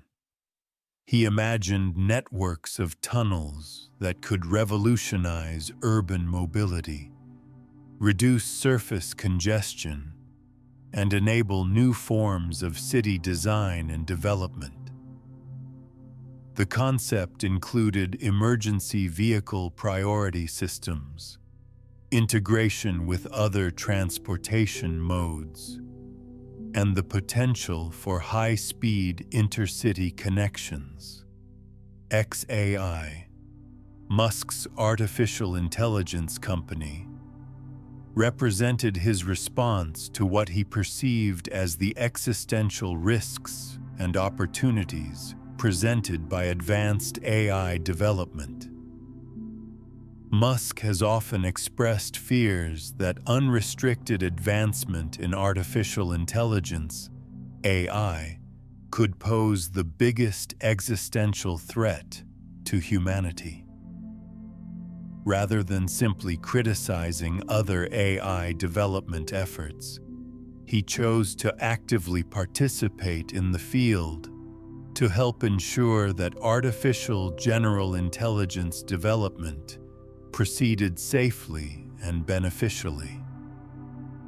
The founding of xAI reflected Musk's belief that AI development should be approached with maximum transparency and alignment with human values.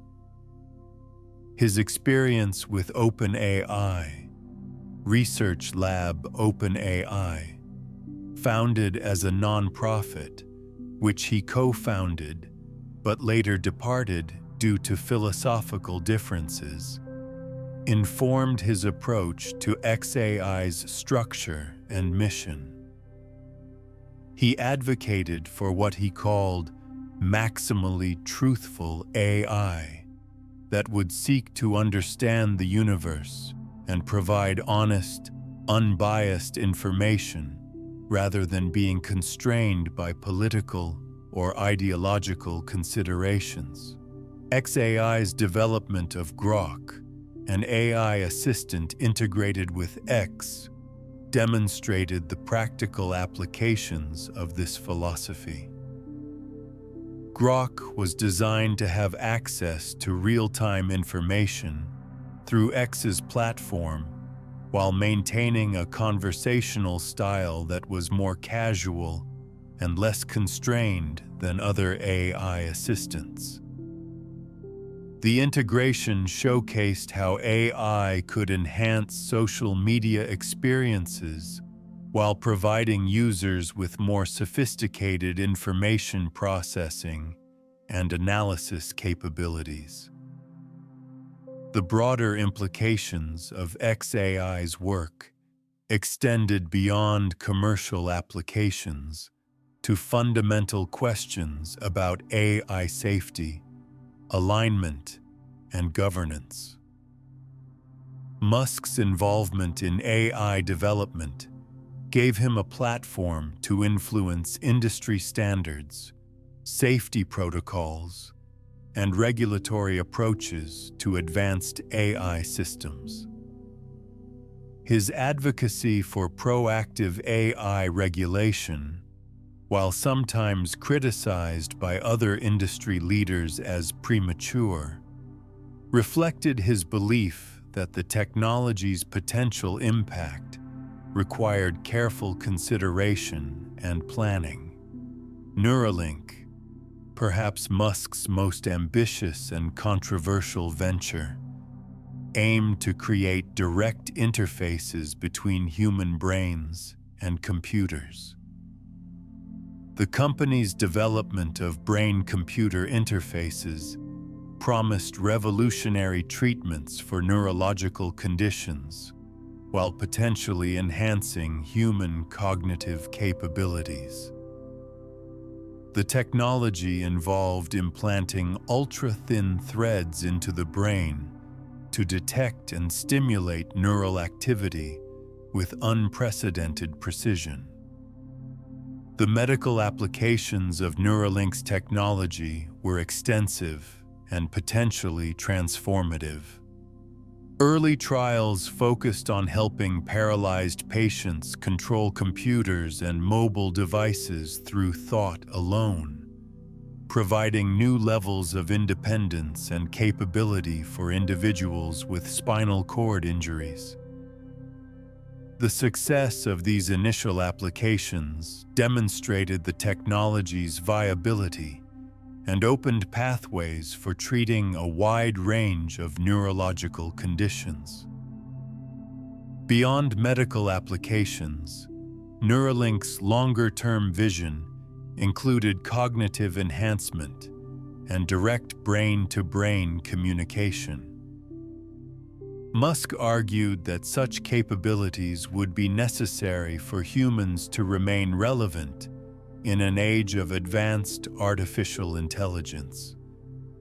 The concept of neural lace, a mesh-like interface that could seamlessly integrate with the human brain, represented the ultimate fusion of biological and artificial intelligence.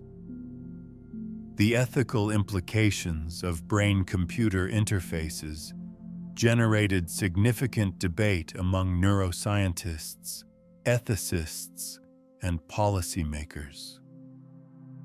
Questions about privacy, consent, identity, and human enhancement challenged existing frameworks for medical device regulation and bioethics. Neuralink's progress forced society to grapple with fundamental questions about the future of human consciousness and capability. Musk's approach to these various ventures reflected common themes and methodologies that had characterized his success across different industries. His emphasis on first principles thinking led to fundamental reconceptualization of established approaches and assumptions. Whether addressing tunnel construction, AI development, or brain-computer interfaces, he consistently questioned existing methods and sought radically improved solutions. The integration potential between Musk's various companies created synergies that extended their individual capabilities. Tesla's expertise in battery technology and electric powertrains informed the Boring Company's transportation systems. SpaceX's experience with life support and closed-loop systems provided insights for Neuralink's biocompatible interfaces. xAI's development complemented the autonomous driving systems being developed for Tesla vehicles.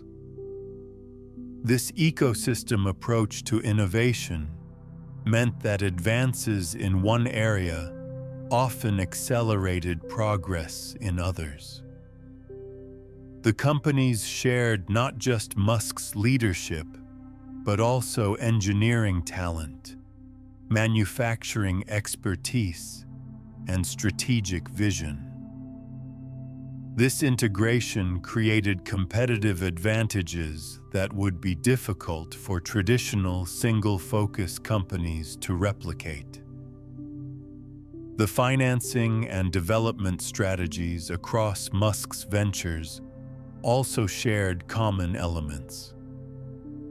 Each company began with proof-of-concept demonstrations that validated core technological assumptions before scaling to commercial applications.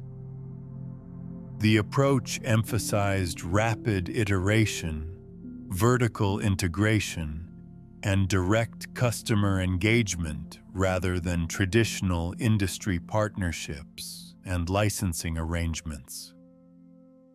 Risk management across the portfolio reflected Musk's tolerance for technical and market uncertainty in pursuit of breakthrough innovations. While each individual venture faced significant risks, the diversified nature of the portfolio meant that success in any one area could fund continued development in others. This approach allowed for more aggressive pursuit of transformative technologies than would be possible for companies dependent on single revenue streams. The talent acquisition and retention strategies across Musk's companies created what some observers called a Musk ecosystem of engineers, scientists, and entrepreneurs who moved between projects and companies while maintaining shared visions and methodologies. This human capital network amplified the impact of individual ventures and accelerated knowledge transfer between different technological domains. Public communication and engagement strategies were similarly coordinated across Musk's ventures. His personal social media presence served to build awareness and excitement for all his projects, while creating direct relationships with customers, supporters, and critics. This approach bypassed traditional media and marketing channels while generating significant attention and engagement for emerging technologies. The regulatory challenges faced by Musk's various ventures required sophisticated approaches to government relations and policy advocacy. From FDA approval for Neuralink's medical devices to transportation permits for Boring Company tunnels to space launch licenses for SpaceX, each company navigated complex regulatory environments while advocating for sensible and efficient oversight frameworks. International expansion strategies for these ventures reflected both opportunities and challenges in different global markets. While some technologies like electric vehicles and space services had global applications, others like brain-computer interfaces and AI systems faced varying regulatory and cultural acceptance levels in different regions. Musk's approach emphasized leading markets that were most receptive to innovation while building capabilities that could eventually serve global customers. The environmental and sustainability considerations across Musk's portfolio demonstrated his consistent commitment to technologies that could address climate change and resource constraints.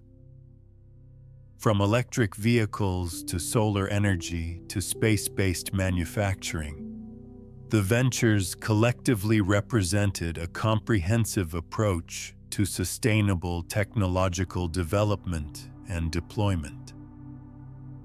As these various projects matured and evolved, their combined impact began to reshape entire industries and create new market categories.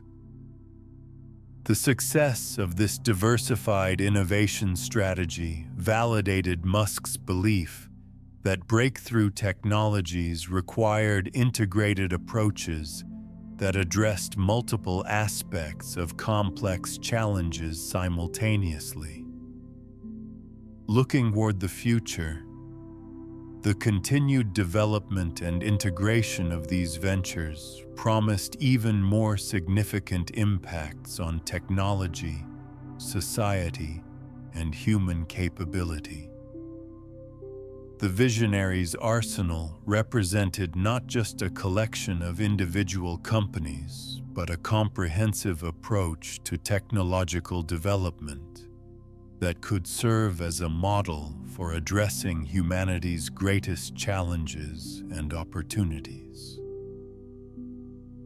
Chapter 12: Legacy and Future. The Man Who Changed Everything. As we reach the culmination of Elon Musk's remarkable journey, it becomes clear that we are not merely chronicling the life of a successful entrepreneur, but rather documenting the story of a figure who fundamentally altered the trajectory of multiple industries and, arguably, human civilization itself. The question is no longer whether Musk has changed the world, but rather how profound and lasting those changes will prove to be. The scale of Musk's impact becomes apparent when we consider the state of the industries he entered versus their current condition. When Tesla was founded in 2003, electric vehicles were curiosities relegated to golf courses and small urban experiments. Today, virtually every major automaker has committed to electric vehicle production.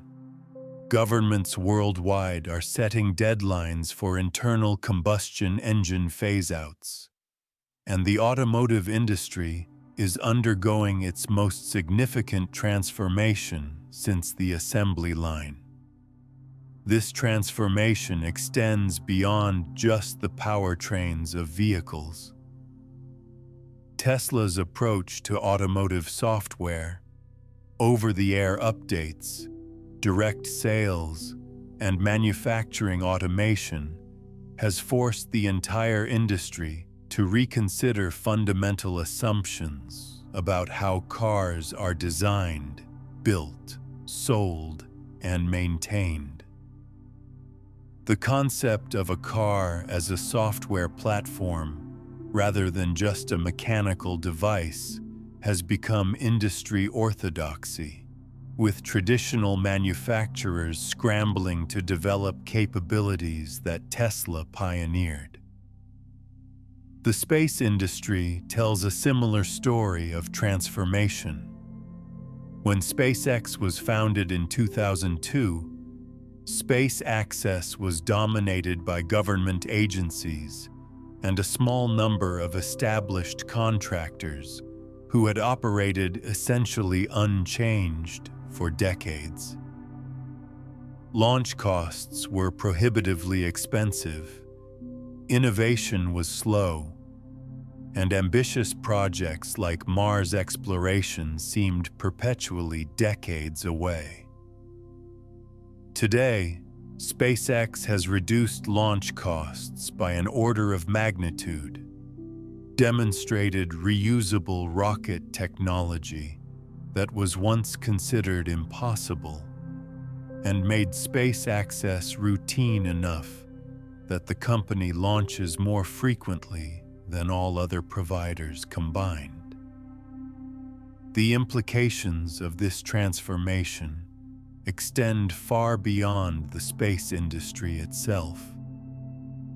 Lower-cost space access has enabled new categories of satellites, space-based manufacturing experiments, space tourism, and scientific research that would have been economically unfeasible under the previous cost structure.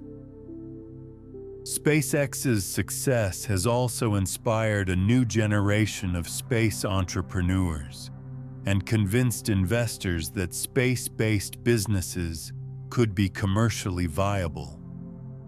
Perhaps more significantly, SpaceX has rekindled public interest in space exploration and established Mars colonization as a serious near-term objective rather than a distant science fiction dream. The psychological impact of making space seem accessible and exciting again may prove to be one of Musk's most important contributions to human civilization.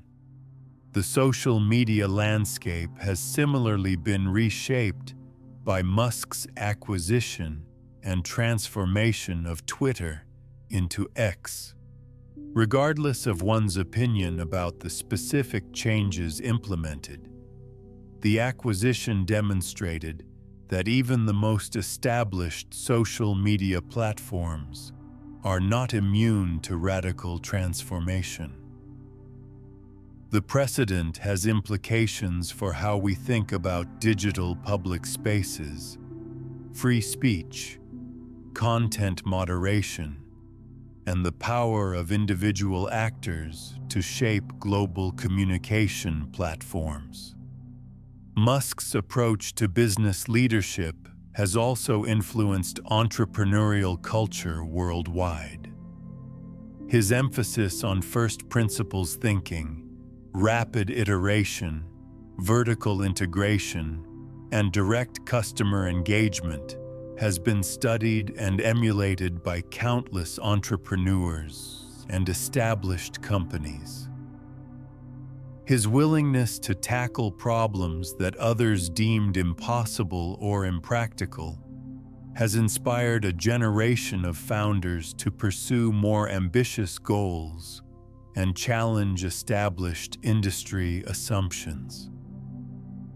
The methodology that Musk has consistently applied across diverse industries, from automotive to aerospace to social media, represents a reproducible approach to innovation that transcends specific technological domains. This methodology includes identifying fundamental constraints that others accept as unchangeable, questioning the basic assumptions underlying existing solutions, and pursuing radical improvements rather than incremental advances. His communication style and public engagement strategies have similarly influenced how business leaders interact with customers investors, and the public. The direct, unfiltered communication through social media, the willingness to admit mistakes and iterate publicly, and the building of personal brands that transcend individual companies have become increasingly common among tech entrepreneurs and business leaders. Similarly, SpaceX's success has created an entire new space economy, with thousands of companies now pursuing space-based business opportunities that would have been impossible under the previous cost and access structure. The economic value creation extends to satellite communications, Earth observation, space manufacturing, asteroid mining research, and space tourism. Industries that collectively represent trillions of dollars in potential economic activity. The environmental impact of Musk's work, particularly through Tesla and Solar City, has contributed significantly to the acceleration of sustainable energy adoption. While it's impossible to quantify exactly how much his efforts have advanced the timeline for renewable energy deployment and electric vehicle adoption, most analyses suggest that his companies have accelerated these transitions by several years to a decade. This acceleration has profound implications for global climate change mitigation efforts. The faster deployment of electric vehicles and renewable energy systems reduces greenhouse gas emissions and accelerates the learning curves and cost reductions that make these technologies more accessible to broader populations. The compounding effects of earlier adoption create benefits that extend far beyond the direct impact of Musk's companies. The talent development and ecosystem creation aspects of Musk's ventures have also had lasting impacts. The engineers, scientists, and business professionals who have worked at Tesla, SpaceX, and his other companies have gone on to found hundreds of other companies, carrying forward the methodologies, risk tolerance, and ambitious thinking that characterize their experiences working with Musk. This talent diaspora has created what some observers call the Musk effect, a multiplication of his influence through the people who learned from working in his organizations and then applied those lessons to new challenges and opportunities. The ecosystem includes not just direct employees, but also suppliers, partners, competitors, and observers who have been influenced by his approaches and standards. The educational and inspirational impacts of Musk's work are perhaps among his most important but hardest to measure contributions. The visibility of his successes and failures has provided real-world case studies for engineering students, business schools, and policymakers worldwide. His demonstration that seemingly impossible goals could be achieved through sustained effort and innovative thinking has influenced countless individuals to pursue more ambitious careers and projects. The psychological impact of making previously unimaginable technologies seem achievable, whether electric cars with hundreds of miles of range rockets that land themselves, or brain-computer interfaces, has shifted public expectations about the pace and scope of technological progress. This shift in expectations creates demand for continued innovation and provides social support for the kinds of long-term research and development investments that breakthrough technologies require. However, Musk's legacy is not without controversies and criticisms that must be acknowledged in any comprehensive assessment. His management style, while effective in driving innovation and rapid execution, has been criticized as demanding and sometimes harsh. Former employees have described intense work environments with high expectations and limited tolerance for failure or dissent. His public communications, while effective in building engagement and support, have occasionally created problems for his companies and stakeholders. Securities regulators have imposed restrictions on his social media use following tweets that affected Tesla's stock price, and his statements have sometimes created confusion or controversy that required clarification or correction. The concentration of influence in a single individual, while enabling rapid decision-making and consistent vision implementation, also creates risks and dependencies that more distributed leadership structures might avoid. The performance of his various companies often correlates closely with public perceptions of Musk personally, creating volatility and vulnerability that more conventional corporate structures might mitigate. Critics have also argued that Musk's tendency to make bold predictions and set aggressive timelines, while motivating for teams and inspiring for the public, sometimes creates unrealistic expectations and disappointment when targets are missed. The Elon time phenomenon, the tendency for his projects to take longer than initially predicted, has become a recognized pattern among observers of his companies. Despite these criticisms and controversies, the overall trajectory of Musk's impact remains overwhelmingly positive when measured against the scale and importance of the challenges he has chosen to address. Climate change, space exploration, sustainable energy, and the future of human enhancement are among the most significant issues facing our species, and his contributions to progress in these areas represent extraordinary value creation for humanity. The question of Musk's long-term legacy inevitably involves speculation about future developments that remain uncertain. The success or failure of ambitious projects like Mars colonization, widespread deployment of brain-computer interfaces, the development of artificial general intelligence, and the transformation of X into an everything app will significantly influence how history judges his contributions. Current trajectories suggest continued significant impact across multiple domains.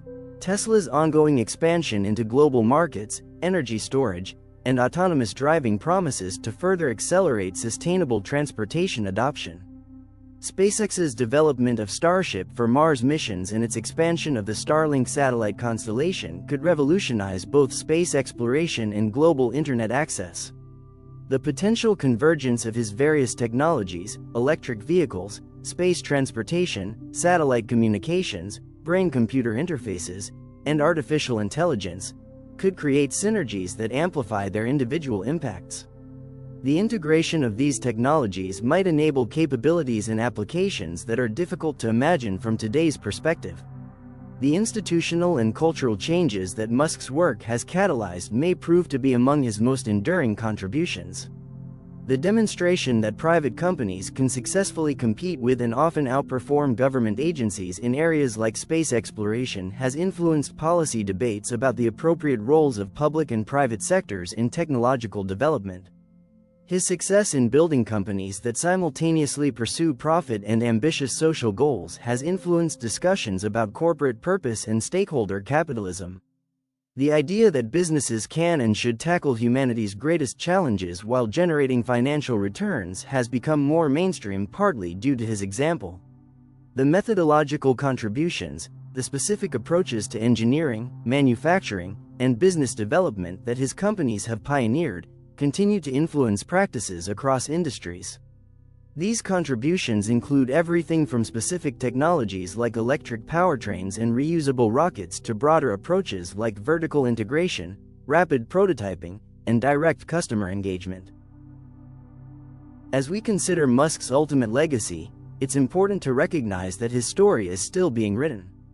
At 53 years old, he potentially has decades of productive work ahead of him, and his most significant contributions to human civilization may still lie in the future. The foundations he has established in multiple industries create platforms for continued innovation and impact that could extend far beyond his personal involvement. The companies he has built have developed institutional capabilities and cultures that can continue to drive innovation even as leadership evolves and changes. Tesla's expertise in electric powertrains and battery systems, SpaceX's capabilities in rocket design and manufacturing, and the talent networks he has created represent enduring assets that will continue to generate value and impact.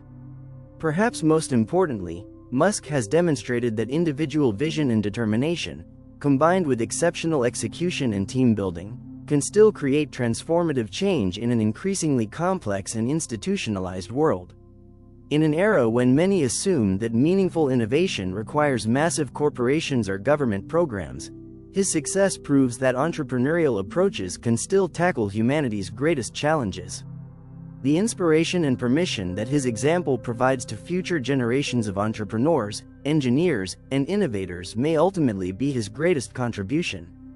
By showing that seemingly impossible goals can be achieved through sustained effort and innovative thinking, he has expanded the realm of what ambitious individuals believe they can accomplish. As we conclude this examination of Elon Musk's life and impact, we are left with the recognition that we have witnessed something extraordinary: the emergence of an individual who has fundamentally altered multiple industries, influenced global policy debates, and changed humanity's relationship with technology and the future. Whether viewed as a visionary genius or an ambitious risk-taker who succeeded through determination and luck, Musk's impact on the world is undeniable and profound. His story serves as both inspiration and cautionary tale, demonstrating the potential for individual impact while highlighting the challenges and responsibilities that come with such influence. As humanity faces unprecedented challenges in climate change, space exploration, artificial intelligence, and human enhancement, the approaches and methodologies that Musk has developed and demonstrated will continue to influence how we address these critical issues. The man who dreamed of electric cars, reusable rockets, and colonies on Mars has, in many ways, already changed everything.